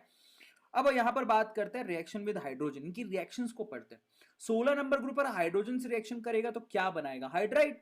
कौन से हाइड्राइड बनाएगा, देखो ऑक्सीजन का हाइड्राइड होता है पानी, ये तो सबको पता है ना, जल बिना जीवन ना पॉसिबल। उसके अलावा सल्फर बनाता है H2S, जिसकी ना रोटन एग के जैसी बदबू होती है। सेलेनियम H2Se बनाता है, टेलुरियम H2Te बनाता है, और पोलोनियम यहाँ पर H2PO बनाता है, जो कि रेडियो एक्टिव होता है। अगर एसिडिटी की बात करें तो एसिडिक नेचर ऊपर से नीचे जाने पर हमेशा बढ़ती है। अगर मैं पूछूं सबसे ज्यादा एसिडिक कौन है, तो देखो ये इसको तो भूल जाओ, ये रेडियो एक्टिव है। तो सबसे ज्यादा एसिडिक कौन हुआ, H2Te। आया समझ में। इन सब में सबसे ज्यादा एसिडिक H2Te है। क्यों, एसिड का मतलब क्या होता है, what do you mean by acid. Acid का मतलब होता है हाइड्रोजन डोनर, ठीक है, जो हाइड्रोजन डोनेट करे। तो ऊपर से नीचे जाने पर साइज बढ़ता है, टाइटेनियम का साइज बहुत बड़ा है, अगर उसके साथ हाइड्रोजन ने बॉन्ड बनाया तो बॉन्ड लेंथ काफी ज्यादा है, इसको तोड़ना आसान होगा। तो यहां पर जो बॉन्ड बन रहा है बेसिकली, ठीक है, तो वो इतना आसान है तोड़ना कि यहां से हाइड्रोजन आसानी से बाहर निकलता है, इस वजह से इसकी एसिडिक नेचर सबसे ज्यादा होती है। ऊपर से नीचे जाने पर एसिडिक नेचर बढ़ती है। अब रिएक्शन विद ऑक्सीजन, अगर मान लो इनकी रिएक्शन कराई जाए ऑक्सीजन के साथ, तो देखो भैया सीधी सी बात है, ऑक्सीजन क्या ऑक्सीजन के साथ रिएक्ट करेगा। लेकिन बाकी जब बात करें सल्फर की, वैसे ये O3 बनाता है, ठीक है, ओजोन बना सकता है, बट आगे चलते हैं अपन, ये तो आउट ऑफ सिलेबस टाइप की कहानी हो गई। O3 बनाता है, उसको पढ़ लेंगे ओजोन को। सल्फर की बात करें, देखो डाई और ट्राई सल्फाइड यहां पर ऑक्साइड बनाते हैं, sulphur dioxide, sulphur trioxide, sulphur, selenium भी यही करता है। सेलेनियम क्या करता है, सल्फर डाई, ये सेलेनियम डाइऑक्साइड बनाता है। टेलुरियम टेलुरियम डाइऑक्साइड बनाता है। पोलोनियम तो कोई ऑक्साइड बनाता नहीं क्योंकि वो रेडियो एक्टिव है। आया समझ में। तो सीन कुछ ऐसा है कि सल्फर है जो दो तरह के ऑक्साइड बनाता है, जिससे आप यहां पर H2SO3 और H2SO4 यानी सल्फ्यूरस और सल्फ्यूरिक एसिड बनवा सकते हो। और यहां पर जो SO2 है उसको हम लोग रिड्यूसिंग, ये देखिए SO2 is more often reducing than oxidising. SO2 basically एक रिड्यूसिंग एजेंट है। सो दिस इज RA, बजाय ऑक्सीडाइजिंग एजेंट की जगह ये रिड्यूसिंग एजेंट की तरह काम करता है। क्यों? क्योंकि खुद को ऑक्सीडाइज कर सकता है, क्योंकि ये अभी का है +4 पर, ये कहां तक जा सकता है, +6 तक जा सकता है। तो अगर कोई मुझसे पूछे कि जो ग्रुप नंबर 16 है उनके ऑक्सीडेशन स्टेट क्या होते हैं, तो देखो बेटा, ऑक्सीजन का ऑक्सीडेशन स्टेट -2 से +2 तक वेरी करता है, लेकिन बाकी जितने भी हैं वो -2 से और +6 तक दिखाते हैं, एक लास्ट वाले को छोड़ के। जैसे कि ये टेलुरियम की बात करें तो +4 तक जाता है क्योंकि इनर्ट पेयर इफेक्ट लगता है, ठीक है। अब हम बात करते हैं इनके हाइड्राइड की। इनके हाइड्राइड की थर्मल स्टेबिलिटी की बात करेंगे तो सबसे पहले तो इनके हाइड्राइड आप पढ़ ही चुके हो, कौन सा होता है, H2O, H2S, H2Se, H2TE। अब इनका सवाल पूछा कि भैया इनके थर्मल स्टेबिलिटी बताओ, ये सवाल काफी बार आता है, मतलब काफी बार तो मतलब काफी बार, समझ में आया। अब इनकी थर्मल स्टेबिलिटी में सबसे ज्यादा थर्मल स्टेबिलिटी पानी की नजर आएगी आपको, ठीक है। ऊपर से नीचे जाओगे तो इनकी थर्मल स्टेबिलिटी डिक्रीज होने लगती है, पानी की सबसे ज्यादा होती है। क्यों होती है? क्योंकि ये हाइड्रोजन बॉन्ड बना सकता है और काफी ज्यादा इसका स्टेबिलिटी होता है वाटर का। Down the group thermal stability घटने लगती है क्योंकि साइज बढ़ने लगता है, वीकर बॉन्ड होने की वजह से ऐसा होता है ना, ये तो आपको पता ही, क्योंकि हाइड्रोजन आसानी से अलग किया जा सकता है। अब हाइड्रोजन बॉन्ड की बात करो तो देखो बेटा, सिर्फ ऑक्सीजन ही है जो हाइड्रोजन बॉन्ड बना सकता है, तो यहां पर सिर्फ वाटर है जो कि क्या करता है, हाइड्रोजन बॉन्ड, बाकी तो किसी कोई बनाता ही नहीं है। तो इसका मतलब ऊपर से नीचे जाने पर हाइड्रोजन बॉन्ड बनाने की टेंडेंसी भी इनकी घटती जाएगी। एसिडिक नेचर की बात करो तो सबसे ज्यादा एसिडिक कौन होगा, H2TE, ये बता चुका हूं। रिड्यूसिंग नेचर की बात करो तो सबसे ज्यादा रिड्यूसिंग कैपेसिटी किसकी होगी, तो देखो भैया, रिड्यूसिंग कैपेसिटी का मतलब क्या होता है, जो सामने वाले को रिड्यूस करे, यानी कि वो खुद क्या करे, हाइड्रोजन आसानी से डोनेट करे, हाइड्रोजन डोनर होना चाहिए वो कंपाउंड, ठीक है। हाइड्रोजन डोनर सबसे आसानी से हाइड्रोजन कौन देगा, H2T, ये सबसे आसानी से हाइड्रोजन देगा। क्यों? क्योंकि ये टाइटेनियम जो है बेसिकली काफी बड़े साइज का है, तो यहां पर वो हाइड्रोजन आसानी से बाहर निकाल देगा क्योंकि hydrogen to titanium bond length बहुत ज्यादा है। तो अगर कोई पूछे कि रिड्यूसिंग कैपेसिटी बताओ तो सबसे ज्यादा रिड्यूसिंग कैपेसिटी H2T की होगी, यह आप लोगों को ध्यान रखना है, जैसे आपने पहले भी पढ़ा था। तो यहां पर ऊपर से नीचे जाने पर रिड्यूसिंग कैपेसिटी बढ़ने लगती है। रीजन क्या है, क्योंकि नीचे वाला सबसे आसानी से हाइड्रोजन देगा, समझ में आया। अब हम बात करते हैं डाई ऑक्सीजन की। तो डाई ऑक्सीजन का सबसे पहले बनाने की विधि, मतलब प्रिपरेशन मेथड देखते हैं। तो देखो भैया, ऐसा है कुछ, अगर आप यहां पर पानी का इलेक्ट्रोलिसिस करा दो या फिर यहां पर H2O2 पेरोक्साइड का इलेक्ट्रोलिसिस करा दो तो ऑक्सीजन मिलेगी, मोस्ट कॉमन है, बहुत बार इलेक्ट्रोलिसिस कराए हो तुम। लेकिन यहां पर आप लोगों को प्योर वाटर नहीं लेना, उसमें एसिड ऐड करना पड़ेगा। KClO3 को हीट करोगे तो आपको ऑक्सीजन मिलती है, ये बहुत काम का मेथड है। KMnO4 की बात करें तो KMnO4 खुद यहां पर हीट करने के बाद K2MnO4 में कन्वर्ट होता है, प्लस MnO2 देता है और साथ में ऑक्सीजन गैस को बाहर निकालता है। K2MnO4 ग्रीन कलर का होता है, तो पर्पल से ग्रीन में जैसी कन्वर्ट होता है। ये ब्राउन ब्लैक कलर का MnO2 निकालता है और साथ में ऑक्सीजन गैस को लिबरेट करता है। Now this is really wonderful thing you have to focus on. अब हम बात करते हैं reactions with metals and non metal, oxygen कैसे रिएक्ट करता है। तो देखो, मेटल के साथ वो क्या करता है, मेटल ऑक्साइड बनाता है, और नॉन मेटल के साथ वो नॉन मेटेलिक ऑक्साइड बनाता है। जो मेटेलिक ऑक्साइड होते हैं वो बेसिक नेचर के होते हैं, जो नॉन मेटेलिक ऑक्साइड होते हैं वो एसिडिक नेचर के होते हैं। अपन बचपन से पढ़ते आ रहे हैं, इसमें कोई बड़ी बात नहीं है। चलिए बहुत बढ़िया, मजेदार चल रहा है। अब हम चलते हैं आगे, ओजोन की बात कर लेते हैं। तो देखो भैया, ओजोन एक इंटरेस्टिंग फैक्टर है। मतलब ऑक्सीजन की, जब ऑक्सीजन के साथ रिएक्शन कराओ तो कहीं ना कहीं ओजोन मिलता है आपको। ओजोन की पहले तो स्ट्रक्चर पता होनी चाहिए, बहुत कम बच्चों को इसकी स्ट्रक्चर पता है। तो उस केस में क्या होता है कि एक ऑक्सीजन क्या करता है, दूसरे ऑक्सीजन के साथ एक डबल बॉन्ड बनाता है, सही है। अब ना यहाँ पर इन दोनों के ऑक्टेट पूरे हो गए, लेकिन इस केस में ऑक्सीजन विला पड़ा है जिसके पास मात्र 6 इलेक्ट्रॉन है। और लेकिन इनके पास क्या होता है, लोन पे डोनेट करने को होता है, किसी से भी करा लो, तुम्हारी मर्जी है। अब अगर मान लो इसने 2 लोन पे डोनेट कर दिए, तो यहाँ पर एक कोऑर्डिनेट बॉन्ड बना जिसमें इसमें माइनस का साइन है, इसमें प्लस का साइन आ गया। तो यहाँ पर जरा देखो, यहाँ पर रेजोनेटिंग स्ट्रक्चर हो सकती है, जरूरी नहीं है कि यही यहाँ पर डबल बॉन्ड बने, यहाँ पर सिंगल बॉन्ड, यहाँ पर सिंगल और वहां पर डबल बॉन्ड हो सकता है।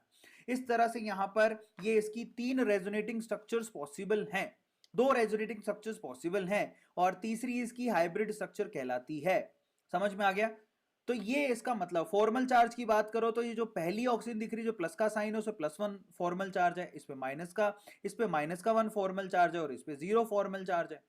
फॉर्मल चार्ज पता होना चाहिए। देखो जहां पर आप ऑक्सीजन से ऑक्सीजन डबल बॉन्ड बना रहे हो तो ये ऑक्सीजन पे डबल 0 चार्ज है, लेकिन अगर आप यहाँ पे एक कोऑर्डिनेट बॉन्ड भी बना दो तो इस पे प्लस का 1 फॉर्मल चार्ज है, इस पे माइनस का 1 फॉर्मल चार्ज है। ये आपको ध्यान रखना है, ठीक है।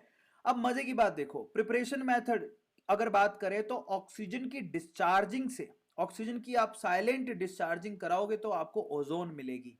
और एक एंडोथर्मिक केमिकल रिएक्शन है, ऐसे आसानी से नहीं बनती, इसके लिए आपको बहुत ज्यादा एनर्जी लगती है तब बनता है ये।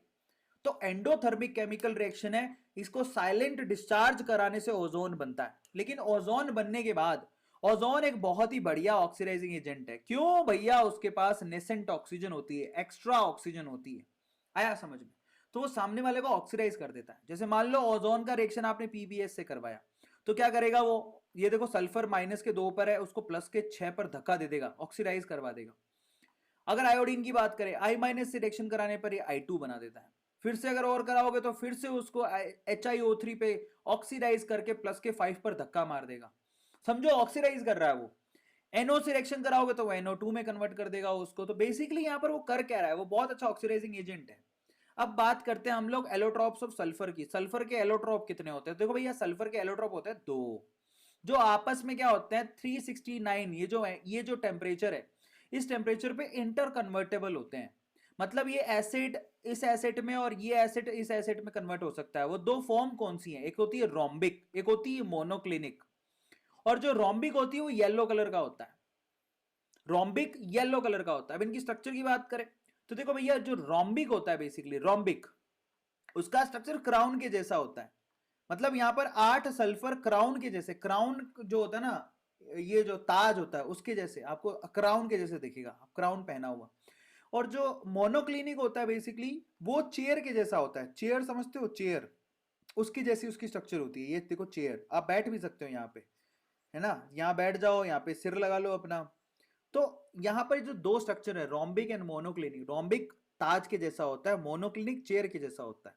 अब हम यहाँ पर बात करेंगे कंपाउंड्स ऑफ सल्फर में। सबसे पहले आता है SO2। SO2 बहुत काम की चीज है भैया। तो SO2 की पहले तो स्ट्रक्चर की बात कर लो। उसमें SO2 में सल्फर क्या करता है, दोनों ऑक्सीजन, क्योंकि सल्फर क्या कर सकता है आपको बताऊं, सल्फर मैक्सिमम 6 बॉन्ड बना सकता है, 6 बॉन्ड मैक्सिमम, ठीक है, ये मैक्स बॉन्ड है। तो भैया देखो, उसने ऑलरेडी 4 बॉन्ड ऑक्सीजन के साथ बना के सेटिस्फाई कर दिया, ये इसकी स्ट्रक्चर है। उसमें एंगल कितना होता है, बॉन्ड एंगल 119 डिग्री का होता है यहाँ पर। फिर भी उसके पास एक लोन पेयर बचा रह जाता है। और sp2 हाइब्रिडेशन होता है। कैसे पता लगा, 2 एटम अटैच किए हैं, एक लोन पेयर है, तो 3 के हिसाब से क्या होगा, sp2। आया समझ में, सल्फर डाइऑक्साइड। अब प्रिपरेशन मेथड क्या है, आप सल्फर लो, उसको ऑक्सीजन के साथ रिएक्शन कराओ, सल्फर डाइऑक्साइड बन जाएगा, कुछ भी नहीं है।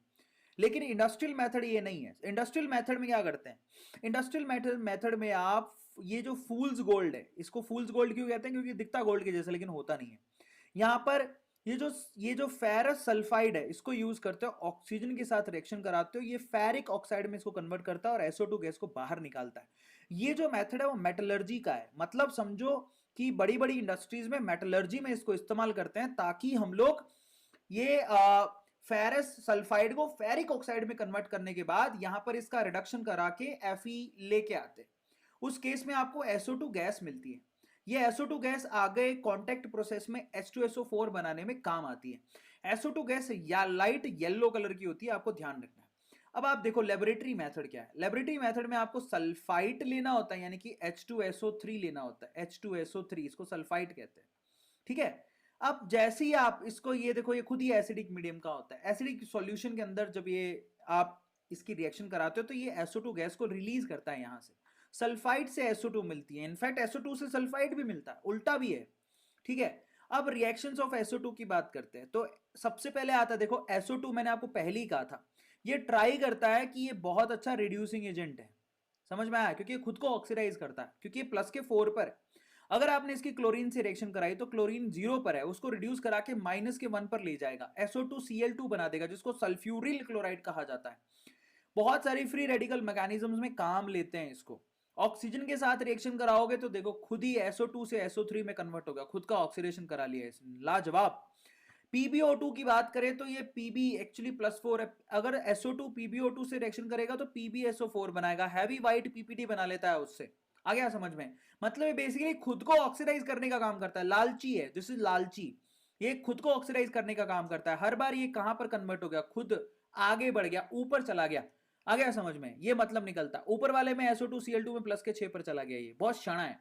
अब हम बात करते हैं oxo acids of sulphur. Sulphur के ऑक्सो एसिड की बात करते हैं तो देखो सल्फर के ऑक्सो एसिड में नाम आता है H2SO3 यानी कि सल्फ्यूरस एसिड, फिर आता है H2SO4 सल्फ्यूरिक एसिड, फिर आता है हमारे पास H2S2O8, पढ़े सुने हो, H2S2O8 मार्शल एसिड, फिर आता है आपके पास H2S2O7। तो ये आपके ऑक्सो एसिड्स है। नाम क्या है इनका? इसको सल्फ्यूरस, इसको सल्फ्यूरिक, इसको बोलते हैं पर ऑक्सो डाइसल्फ्यूरिक एसिड, इसको बोलते हैं पायरोसल्फ्यूरिक एसिड। सो H2S2O7 को पायरोसल्फ्यूरिक एसिड कहते हैं, इसको ओलियम भी कहते हैं, ओलियम। याद कर लो भैया, ये ओलियम बहुत काम आता है। तो H2S2O7 जो है ना, ये बहुत काम आता है, डायरेक्टली काम आता है, तो प्लीज आप इसको याद कर लो। कहां से बनाया जाता है? आप H2SO4 लो, उसकी रिएक्शन SO3 से कराओ, आपको क्या मिल जाएगा? H2S2O7 मिल जाएगा। इसको पायरोसल्फ्यूरिक एसिड कहते हैं, ओलियम भी कहते हैं, काम आता है भैया कॉन्टैक्ट प्रोसेस में। नेक्स्ट है हमारे पास सल्फ्यूरिक एसिड। भैया ये बहुत इंपॉर्टेंट है। सल्फ्यूरिक एसिड आपको पता है इंडस्ट्री में बहुत काम आता है। धीरूभाई अंबानी का मतलब अगर बिजनेस देखें तो बहुत मोनोपोली है H2SO4 बनाने में। धीरूभाई अंबानी की मोनोपोली है, मतलब H2SO4 तो भैया ऐसा है कि धीरूभाई अंबानी बनाते हैं most of the case in whole world, उन्हीं की कंपनी बनाती है ना। अब इनकी स्ट्रक्चर की बात करते हैं तो H2SO4 सल्फ्यूरिक एसिड का स्ट्रक्चर कुछ यूं होता है कि सल्फर 6 बॉन्ड बना सकता है, तो वो 2 बॉन्ड यहां बनाता है, समझ में आ गया? 2 बॉन्ड वो ऐसे बनाता है, ऊपर नीचे भी बना सकते हो, फिर एक बॉन्ड वो यहां बनाता है OH के साथ, और फिर एक बॉन्ड यहां बनाता है OH के साथ, जिसको बोलते हैं H2SO4। यहां पर मजे की बात यह है कि अगर मैं सल्फर के ऑक्सीडेशन स्टेट की बात करूं तो +6 ऑक्सीडेशन स्टेट होता है, ठीक है। अब हम बात करते हैं कांटेक्ट प्रोसेस की। इससे आप क्या कर सकते हो? H2SO4 बना सकते हो। तो अगर आप देखना चाहें तो ये बहुत इंपॉर्टेंट है। H2SO4 बनाने के लिए कांटेक्ट प्रोसेस का इस्तेमाल करते हैं, जिसके लिए आपको SO2 गैस की यूज करनी पड़ती है, जो कि कहां से मिलता है आपको? ये मिलता है आपको मेटलर्जिकल प्रोसेस। जो मेटलर्जिकल प्रोसेस आप पढ़े थे, आपको याद है FeS2 का जब O2 से रिएक्शन कराया था तो आपको SO2 गैस मिलती है, तो ये आपको इंडस्ट्री में मिल जाती है। अब आप वेनेडियम पेंटॉक्साइड लो, अब आप SO2 की रिएक्शन ऑक्सीजन के साथ कराओ, वेनेडियम पेंटॉक्साइड यहाँ पर कैटलिस्ट की तरह काम करेगा, जो उसकी स्पीड बढ़ा के SO2 गैस आपको दे देगा, SO3 गैस देगा। अब ये SO3 गैस से आप क्या करते हो? H2SO4 की रिएक्शन कराते हो। मतलब समझो आप, आपने क्या किया? आप एसिड यूज कर रहे हो एसिड बनाने के लिए। H2SO4 प्लस SO3 का आपस में रिएक्शन कराने पर ओलियम बनता है। ये ओलियम मैंने कहा था आपको काम आएगा। अब बेसिकली जो ओलियम है, अगर आप उसको पानी में डाल दो तो आपके पास H2SO4 के, देखो आप क्या किया था, आपने सिर्फ एक यूज किया H2SO4 जिससे ओलियम बना। फिर जब आप ओलियम को पानी में डालते हो तो आपको 2 यूनिट मिलती हैं, मतलब मुनाफा हो रहा है, समझ रहे हो? तो वही H2SO4 बार बार यूज करके आप डबल H2SO4 पैदा करते रहते हो। जरा समझो, यहां पर H2H2O7 प्लस वाटर, ये आपको 2 यूनिट H2SO4 की बना के दे रहा है, तो 1 यूनिट से 2 यूनिट आपकी पैदा हो रही है, समझ में आया? Now this is really very interesting and contact process जो है ये भैया बहुत इंपॉर्टेंट है, जो बड़ी इंडस्ट्री डालेंगे देख लो। SO2 plus O2 will give you SO3, SO3 plus SO4 will give you oleum, oleum plus water will give you twice of H2SO4 यानी कि डबल बना के देगा। चलिए अब केमिकल रिएक्शन की बात कर लेते हैं। H2SO4 की केमिकल रिएक्शन तो देखो बहुत अच्छा ऑक्सीडाइजिंग एजेंट है। पहली बात तो बताता हूं कि H2SO4 के दो काम होते हैं। पहला तो this is very good oxidising agent, दूसरा ये बहुत अच्छा डिहाइड्रेटिंग एजेंट भी है, मतलब पानी बाहर निकाल देता है, सुखा देता है। आपको पता है आपकी त्वचा पे गिर जाए तो जलने लगती है, तो सुक्रोज से पानी निकाल देगा, सिर्फ कार्बन बचेगा। पानी निकाल दो, इसमें से पानी है, ये सारा पानी बाहर निकाल दोगे तो कार्बन बचेगा। ग्लूकोज से भी सारा पानी बाहर निकाल देता है, ये पानी ही तो है, बाहर निकाल दो कार्बन बचेगा। अगर आप यहां पर इसकी reaction HC double bond OH यानी फॉर्मिक एसिड से कराते हो तो यहां से वो क्या करेगा, पानी बाहर निकालेगा। निकालो पानी बाहर, तो ये जो पानी बाहर निकला फॉर्मिक एसिड से अगर आप पानी बाहर निकालोगे तो यहां से कार्बन मोनोऑक्साइड बनेगी। ये बड़ा इंटरेस्टिंग है कि H2SO4 कार्बन मोनोऑक्साइड बना के देता है। समझ में आया? अब एसिडिक प्रॉपर्टी की बात कर लेते हैं। देखो भैया ऐसा है कुछ कि ये एसिड है तो बेस से रिएक्ट करेगा और सोल्ट बनाएगा, सिंपल सी बात है, प्लस साथ में पानी बनाएगा। H2SO4 NaHCO3 इसके साथ रिएक्ट करके भी H2CO3 यानी कि क्या बना के देता है, कार्बोनिक एसिड, जो कि इतना स्टेबल नहीं होता, टूट जाता है और H2 और CO2 में कन्वर्ट हो जाता है। अब आप देखो मैं इनकी ऑक्सीडाइजिंग प्रॉपर्टी की बात करते हैं। मैंने आपसे कहा था कि बहुत अच्छा ऑक्सीडाइजिंग एजेंट है, तो सामने वाले को ऑक्सीडाइज कर देगा। जैसे कि अगर P4 से रिएक्शन कराओगे तो P4 का ऑक्सीडाइज करके उसका ऑक्सो एसिड बना देगा H3PO4। खुद क्या बना रहा है जरा आप चेक करो, खुद ये हमेशा SO2 गैस ही बनाता दिखेगा आपको, फिक्स है। I- से रिएक्ट करोगे तो देखो ये आयोडीन में कन्वर्ट करता है और खुद बेटा ये क्या करता है, SO2 बनाता है। कार्बन के साथ रिएक्ट करोगे तो ये क्या करेगा, carbonic acid CO2 plus H2O बना के देगा, खुद SO2 गैस ही बनाता है। ज्यादातर SO2 गैस निकलती है। सल्फ्यूरिक एसिड सल्फर के साथ रिएक्ट करके SO2 गैस बनाता है और पानी बाहर निकालता है। Oh my God. कॉपर के साथ रिएक्ट करके क्या बना रहा है जरा आप देखो, क्यूप्रिक सल्फाइड सल्फेट बना रहा, क्यूप्रिक सल्फेट CuSO4, ठीक है, क्यूप्रिक सल्फेट बना रहा है। समझ में आया सबको? तो ये तरीका होता है, सामने वाले को क्या कर रहा है, सामने वाले को वो ऑक्सीडाइज करने का काम कर रहा है। तो इन सब केसेस में वो ऑक्सीडाइज ही कर रहा है सामने वाले को, ठीक है, बहुत बढ़िया। अब हम चलते हैं आगे, ग्रुप नंबर 17, फिर कल बाहर आई आंटी, इसको पढ़ते हैं, मतलब fluorine, chlorine, bromine, iodine, astatine, इसको पढ़ते हैं फटाफट से। तो देखो भैया ऐसा है कुछ कि इनको हेलोजन कहते हैं। क्या कहते हैं इनको, हेलोजन। पहली बात इनको कहा जाता है, इनका जनरलाइज इलेक्ट्रॉनिक कॉन्फ़िगरेशन होता है NS2 और NP5, NS2 NP5, समझ में आया? तो NS2 NP5 ये इनका जनरलाइज इलेक्ट्रॉनिक कॉन्फ़िगरेशन होता है, मतलब 2s2 2p5, 3s2 3p5, समझ में आ गया, 4s2 4p5, 5s2 5p5, उसके बाद 6s2 6p5, मतलब जो इनका लास्ट शेल होगा वो ऐसे ही खत्म होगा, NS2 एंड NP5 ऐसे ही करके खत्म होगा, गारंटीड। समझ में आया? अब इनके एटॉमिक नंबर की तरफ चलो, ये क्या है 9, तो 8 जोड़ दो 17, 18 जोड़ो 35, 18 जोड़ो 53 और 32 जोड़ो 85, ये हो गया। अब इनके ऑक्सीडाइजिंग प्रॉपर्टी की बात करते हैं। इनके ऑक्सीडाइजिंग प्रॉपर्टी जरा आप चेक करो। फ्लोरीन तो थोड़ा सा बिरला है, अगर आप फ्लोरीन को पानी में डालोगे तो ये F- फिर ऑक्सीजन और O3 ओजोन गैस भी देता है, तो ये रिएक्शन थोड़ी सी ऑकवर्ड है। F- फिर O2 और O3 बना के देता है, बट क्लोरीन को जैसे आप पानी में डालोगे तो वो क्या करता है, HCl और HOCl, जरा आप चेक करो, ये एसिड बना के देता है, एक नॉर्मल एसिड और एक ऑक्सो एसिड। ब्रोमीन के साथ भी ऐसा ही होता है, ब्रोमीन अगर पानी के साथ डालोगे तो HBr और HOBr बना के देगा, लेकिन आयोडीन रिएक्ट नहीं करता है। सो आयोडीन रिएक्ट नहीं करता, ब्रोमीन रिएक्ट करता है और HBr नॉर्मल और ऑक्सो एसिड बनाता है, क्लोरीन भी नॉर्मल और ऑक्सो एसिड बनाता है, लेकिन फ्लोरीन की रिएक्शन तो लाजवाब है, अलग ही है। वो O2 और O3 बना के दे रहा है, क्योंकि साइज बहुत छोटा है, इसकी इलेक्ट्रोनेगेटिविटी बहुत ज्यादा होती है, ज्यादा रिएक्टिव है, इस वजह से ऐसा होता है। अगर हम इनके हाइड्राइड की एसिडिटी की बात करें, अगर मैं आपसे पूछूं, देखो इनके पहले तो हाइड्राइड होते हैं HF, HCl, HBr और HI। अगर मैं पूछूं कि इनमें से सबसे ज्यादा एसिडिक कौन है, क्या कहोगे? काफी बच्चे इसमें गलत जवाब देते हैं। तो देखो सीन कुछ ऐसा है, एसिडिक नेचर की बात करें तो एसिड का मतलब होता है जो कि H+ आयन डोनेट करे, सही है, H+ आयन डोनेट करे।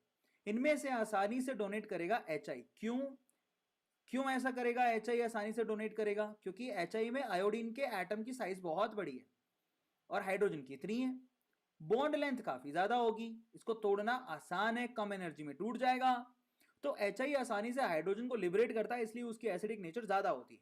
तो ऊपर से नीचे जाने पर एसिडिक नेचर बढ़ती है, या आप लोग ध्यान रखोगे, क्योंकि HI आसानी से हाइड्रोजन देता है। कई बच्चों को गलत फहमी है, HF बोल देते हैं, गलत, HI होता है। अब ब्लीचिंग पाउडर की बात करते हैं भैया, ब्लीचिंग के काम आता है। ब्लीचिंग पाउडर का फॉर्मूला होता है COCl2। पर जब आप COCl2 जब इसको यूज करने लगते हो तो कैल्शियम आयन, उसके बाद हाइपोक्लोराइट आयन और chloride ion, Cl- chloride ion देता है। ये बहुत इंपॉर्टेंट है। और एक्चुअली जो हाइपोक्लोराइड आयन है ना, यही ब्लीचिंग एजेंट की तरह काम करता है। OCl जो दिया हुआ है ना, OCl-, यही है रिस्पॉन्सिबल जो कि ब्लीच करता है, क्योंकि इसके अंदर ही ऑक्सीजन है। ठीक है, अब हम चलते हैं और आगे, ऑक्सीडाइजिंग पावर की बात करते हैं। ठीक है, ऑक्सीडाइजिंग पावर, कौन जल्दी ऑक्सीडाइज करेगा? तो देखो, जिसकी इनमें तो यही रूल लगता है कि जिसकी ऑक्सीडेशन स्टेट ज्यादा होती है वो ऑक्सीडाइजिंग पावर उसकी सबसे ज्यादा होती है, इनमें यही रूल है।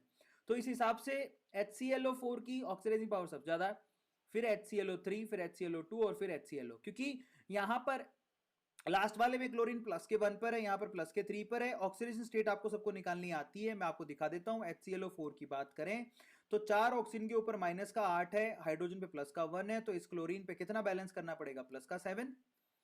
ओके, तो ये इसका मतलब निकलता है। हायर द ऑक्सीडेशन स्टेट, जितनी ज्यादा ऑक्सीडेशन स्टेट होगी उसकी ऑक्सीडाइजिंग प्रॉपर्टी उतनी ज्यादा होगी। ये रूल सिर्फ यही लगता है, फोस्फोरस पे मत लगा लेना।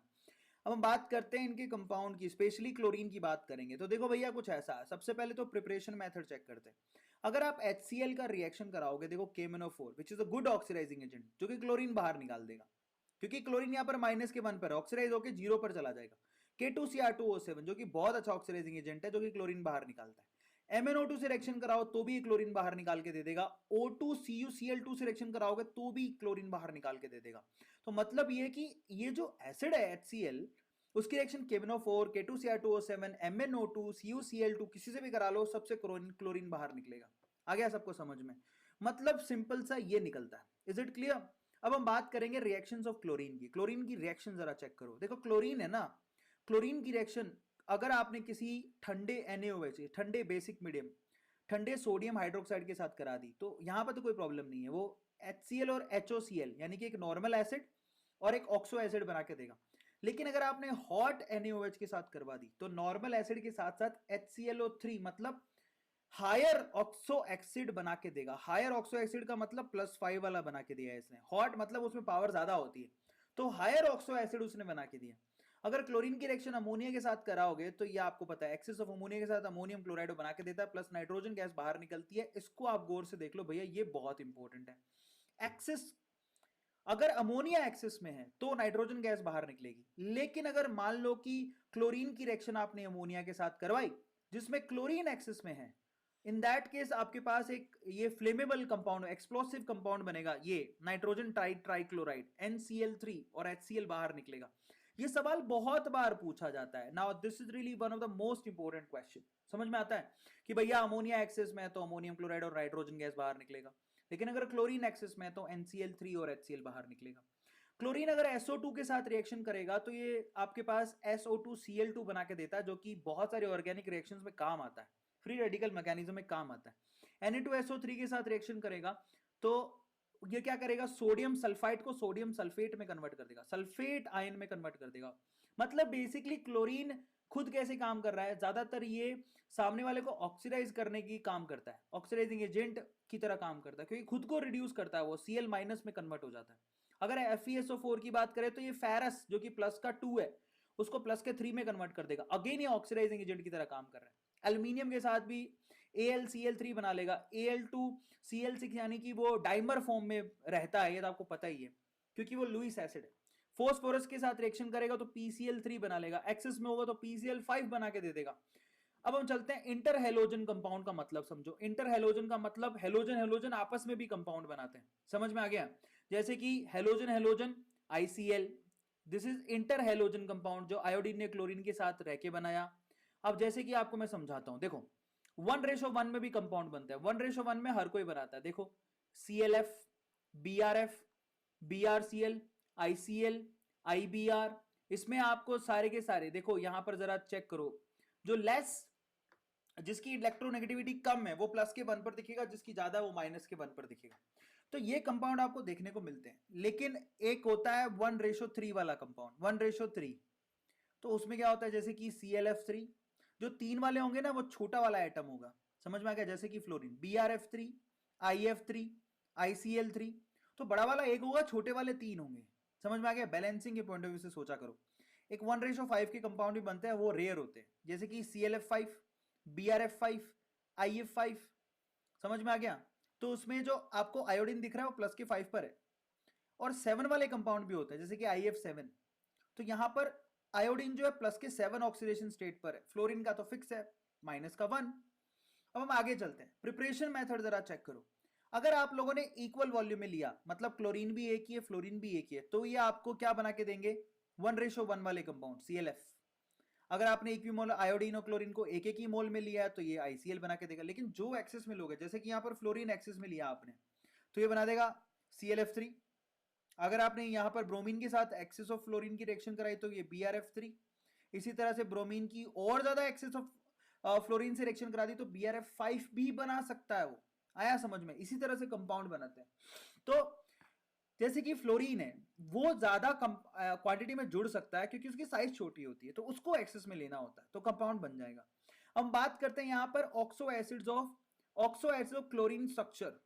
तो वो आपको पता ही है कि क्लोरीन के ऑक्सो एसिड कौन से होते हैं, HClO, HClO2, HClO3, इनकी स्ट्रक्चर के बारे में बात हो रही है, और HClO4। तो पूछे कोई इनकी स्ट्रक्चर क्या होती है, तो बेटा क्लोरीन जो है ना 7 बॉन्ड मैक्स बना सकता है, बना दो 7 बॉन्ड। जैसे एक क्लोरीन है, उसने क्या किया, ये जो क्लोरीन है, अगर आपको लास्ट वाला बनाना है तो एक ऑक्सीजन ये हो गया, 2 बॉन्ड बना दिए, एक ऑक्सीजन ये हो गया, 4 बॉन्ड हो गए, एक ऑक्सीजन ये हो गया, 6 बॉन्ड हो गए, एक ऑक्सीजन ये हो गया, OH ग्रुप से जुड़ा होगा, तो ये HClO4 का है, खत्म कहानी, ऐसे ही बनाना है। तो पहले वाले HClO को, इनके नाम याद रखने, HClO को बोलते क्या है, उसको बोलते हैं हाइपोक्लोरस एसिड। फिर HClO2 को क्या बोलते हैं, क्लोरस एसिड। HClO3 को क्या बोलते हैं, क्लोरिक एसिड। HClO4 को क्या बोलते हैं, ये HClO4 है लास्ट में, HClO यहाँ पे HOClO3 मतलब HClO4, वो होता है पर क्लोरिक एसिड। तो आपको इनके नाम पता होना चाहिए कि भैया हाइपोक्लोरस कौन सा होता है, हाइपोक्लोरस एसिड बहुत, हाइपोक्लोरस HClO को बोलते हैं, क्लोरस एसिड होता है HClO2, क्लोरिक एसिड होता है HClO3, मैं लिख रहा हूं यहां पे, और पर क्लोरिक एसिड होता है HClO4, इसको पर क्लोरिक एसिड कहते हैं, सबसे लास्ट वाला, सबसे बड़ा वाला। ठीक है, अब हम बात करेंगे ग्रुप नंबर 18 की, और फिर उसके बाद चैप्टर खत्म। Helium, neon, organ, krypton, xenon, इनकी ना यहां पर आपको लाइटिंग भी दिख रही है। हीलियम की लाइटिंग कैसे होती है, नियॉन की कैसे होती है, ऑर्गन की कैसे होती है, क्रिप्टॉन की कैसे होती है, जिनॉन की कैसे होती है। अब इनकी रिएक्शन सीधे, क्योंकि ये नोबेल गैसेस है, काम की चीज की बात करेंगे। सबसे पहले तो आप खुद देखो, यहां पर जिनॉन है वही रिएक्टिव है, बाकी तो कोई रिएक्टिव है ही नहीं। जिनोन अगर फ्लोरीन के साथ रिएक्शन करेगा तो XeF2 बनाता है, मतलब 1:1 में। लेकिन अगर आपने 1:5 लिया, मतलब फ्लोरीन की क्वांटिटी बढ़ा दी, तो XeF4 भी बना सकता है, और ज्यादा बढ़ा दी मतलब हद से ज्यादा, तो XeF6 भी बना सकता है। सारे के सारे जो कंपाउंड होते हैं वो क्रिस्टलाइन फॉर्म में होते हैं, ये आपको ध्यान रखना है। बट जिनोन ऐसा है जो कि कंपाउंड बनाता है।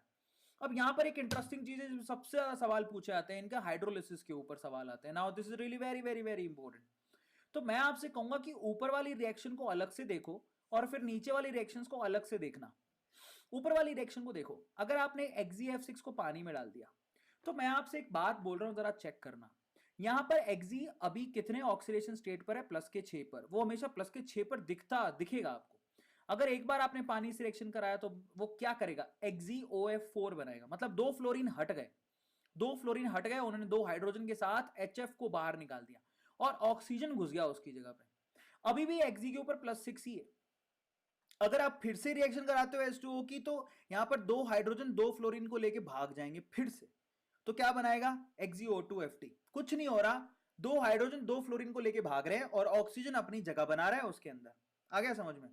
एक बार अगर आपने और रिएक्शन करवा दी, तो अब खुद से सोचो कि ये 2 हाइड्रोजन 2 फ्लोरीन को लेके और भाग जाएंगे और एक ऑक्सीजन और घुस जाएगा, यहां पे XeO3 बना लेगा। कितना आसान है, जरा आप चेक करो। ओवरऑल यहां पर लास्ट में आपको क्या मिल रहा है, XeO3। XeF6 के पॉइंट ऑफ व्यू से आपको XeO3 बना रहा है, लेकिन साथ में क्या मिल रहा है, हर जगह आपको HF मिल रहा है। आप जरा गौर से चेक करो। तो मैं आपसे क्या कहना चाह रहा हूं उसको गौर से सुनना। मैं आपसे यह कहना चाह रहा हूं कि अगर आपने XeF6 का फुल हाइड्रोलिसिस करा दिया, फुल हाइड्रोलिसिस करा दिया, तो आपके पास क्या बनेगा, इन दैट केस XeO3 बनेगा प्लस HF बनेगा। ये कहने की मैं कोशिश कर रहा हूं, ये एंडिंग पॉइंट है। तो यही तो यहां पर दिख रहा है। आप देखो XeF6 को जब आप पानी में डालोगे तो XeO3 और HF बनेगा, बात यहां पे खत्म हो गई। मतलब ये रिएक्शन एक्चुअली ऊपर वाले को रेप्लिकेट कर रही है, खत्म हो गई कहानी। अब आते हैं XeF2 एंड XeF4 में। देखो भैया XeF2 छोटा है तो छोटा नवाब है तो छोटी चीजें बाहर निकालेगा, XeF4 बड़ा नवाब है तो बड़ी चीजें बाहर निकालेगा। अब छोटे नवाब ने क्या किया, XeF2 ने पानी के साथ रिएक्ट करके आपको 3 चीजें दी, तो ये 3 प्रोडक्ट दे रहा है, तो नीचे वाला 4 दे रहा है। बोले तू छोटा तो मैं बड़ा। XeF2 3 प्रोडक्ट दे रहा है तो XeF3 4 प्रोडक्ट निकाल के दे रहा है। XeF6 की तरफ मत जाना, उसकी रिएक्शन तो हम ऑलरेडी कर चुके हैं। समझ में आ रहा है क्या क्या चीजें निकाल रहा है। मजे की बात देखो, XeF4 कहता है कि XeF2 जो तू निकालेगा उससे एक एक्स्ट्रा कंपाउंड मैं ही निकाल के दूंगा। आ रहा है समझ में? तो देखो क्या क्या निकाल के दे। XeF2 की जब आप हाइड्रोलिसिस कराते हो तो वो आपको Xe plus HF plus O2 निकाल के देता है। अब रिएक्शन को देखो, यहां से जिनोन अलग हो रहा है, ऑक्सीजन अलग हो रहा है और HF अलग हो रहा है। HF तो आपको कॉम्प्लीमेंट्री मिलता है हर जगह पे।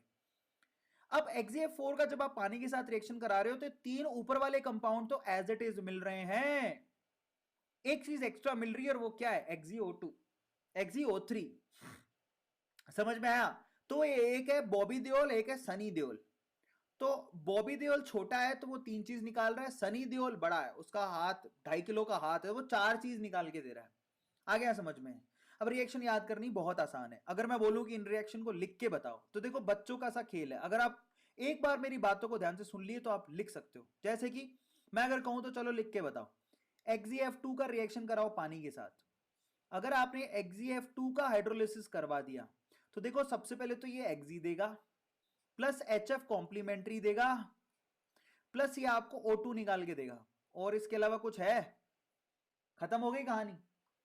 अब XeF3 की जगह पर आ जाओ। XeF3 उससे बड़ा है, बॉबी देओल है, 2.5 किलो का हाथ है, एक चीज एक्स्ट्रा निकाल के देगा। 3 चीजें तो वो देगा जो ऊपर लिखी है, Xe plus HF plus O2, ये 3 चीज तो निकाल के देगा।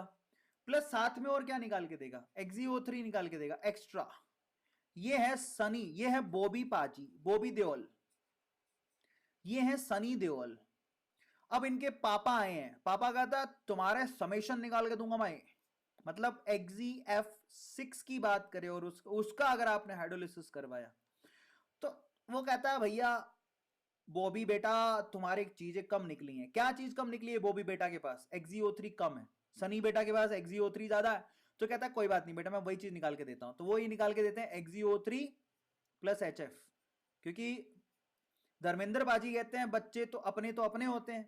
तो अब क्या है, धर्मेंद्र बाजी ने बॉबी देओल का साथ देने के लिए यहां पर एक चीज एक्स्ट्रा निकाली ताकि वो सनी देओल के बराबर आ जाए। समझ रहे हो?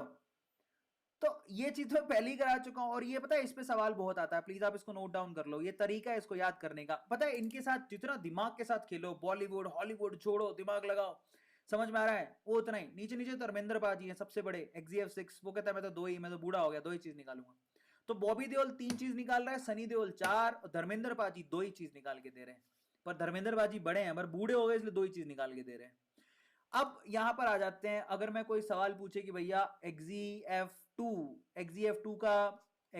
का क्या होता है यहाँ पर स्ट्रक्चर, तो लीनियर होता है क्योंकि 2 ही तो हैं, बाकी 3 तो यहाँ पर क्या है जरा आप चेक करो, लोन पेयर।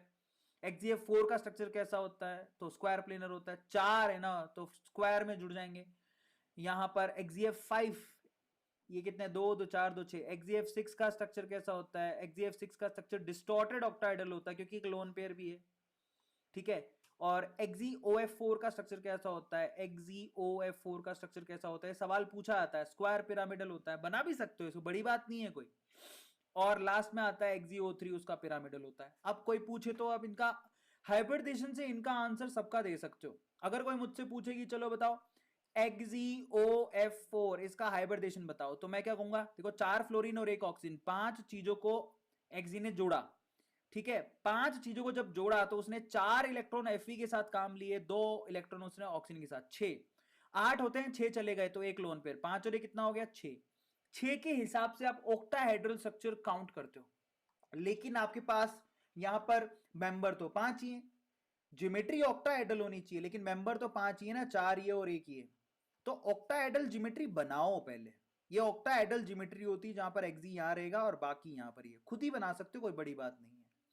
अब यहां पर 4 फ्लोरीन तो आपने यहां पर लगा दिए स्क्वायर पर, अब बची एक ऑक्सीजन और एक लोन पेयर, तो लोन पेयर को आप नीचे लगाया, ऊपर भी लगा सकते हो, और यहां पर ऑक्सीजन लगा दी।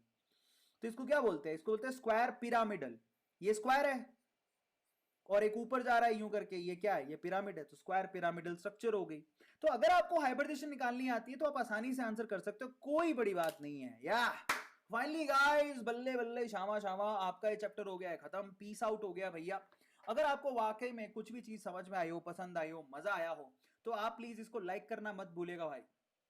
डू लाइक द सेशन बच्चों, ये बहुत इंपॉर्टेंट है। जब आपको हम लोग इतनी मेहनत से पढ़ाते हैं, 1100 बच्चों ने लाइक कर दिया है, लेकिन मैं चाहता हूं कि अभी सब बच्चे लाइक करो इसको और बच्चों के साथ शेयर जरूर करना, ताकि उन सब बच्चों को फायदा हो। यहां पर पीस आउट करते हैं, खत्म करते हैं।